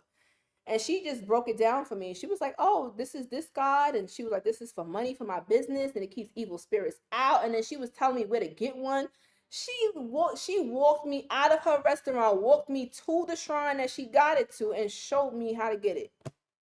That's what I'm saying. Like they get happy to teach us about their culture when they feel like you're really interested in it. Because most people go to Japan, they don't go there for that. They go there for like the touristy stuff. So when they find somebody that's really interested in their culture genuinely, they really want to teach you. Um, Also, something hit my spirit. You said something about Asians. Yes.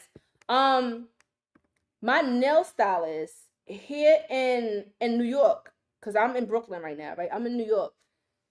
Yo, I remember like she be teaching me every time I go get my nails done. Like she be teaching me a little bit about like they gods and how to get money and how to protect and stuff like that. And why y'all wonder why like the Chinese are the most like wealthiest out of everybody else? Like they still tapped into their original magic. Nobody came over there and told them you can't practice this anymore. So they out in the open with it, right? Like a lot of Asians are open with it. But let's say if I got a nail salon and I got an altar by the door, they automatically gonna tell me, oh, that's voodoo, that's evil, that's demonic. But why y'all don't do that to the Asians? Okay, they be having a whole altar as soon as you walk into the nail salon. And y'all know, ladies, okay, how many times y'all went there and y'all seen the altar with where they have the oranges there? Okay, or the Asian guy on a horse, that's Guan Yu. I walked into ancestor money. That's why I push out onto the ancestor money because that shit work. I remember I went to Chinatown down here in New York, right? If y'all from New York, y'all know where Chinatown is at. Go down to Chinatown and I bought some ancestor. I was asking the lady for some ancestor money, and she looked at me and she was like, "Ancestor money? What you want that for?" She started laughing. And I'm like, "What I want that for?" Man, I left her store so quick because see, they don't know like when you don't look Asian, you don't look like them, and you going in there like some people will be encouraging to you, and some people might scoff at it because they don't understand. So I never went to that store again.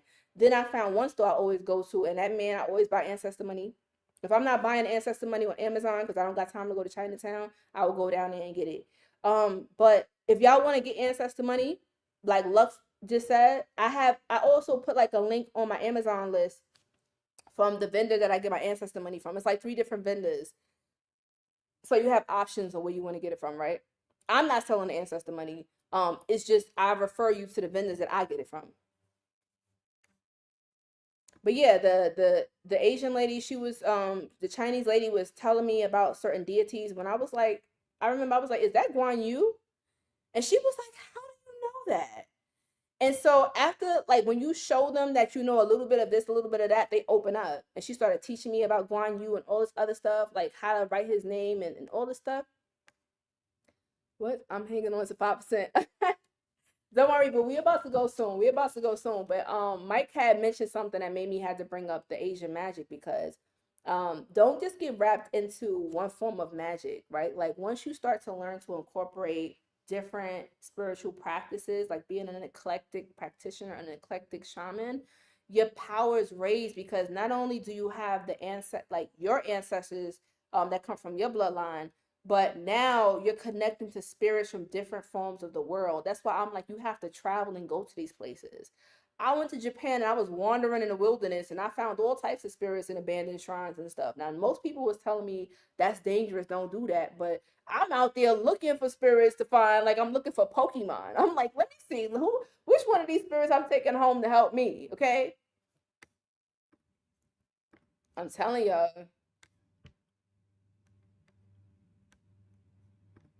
What's up, Jamila? Shout out to the new members.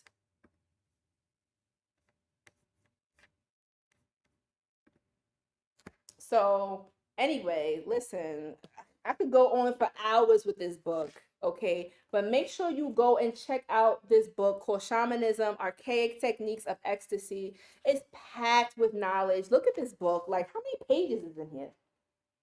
Oh my God. It's like over 500 and something pages.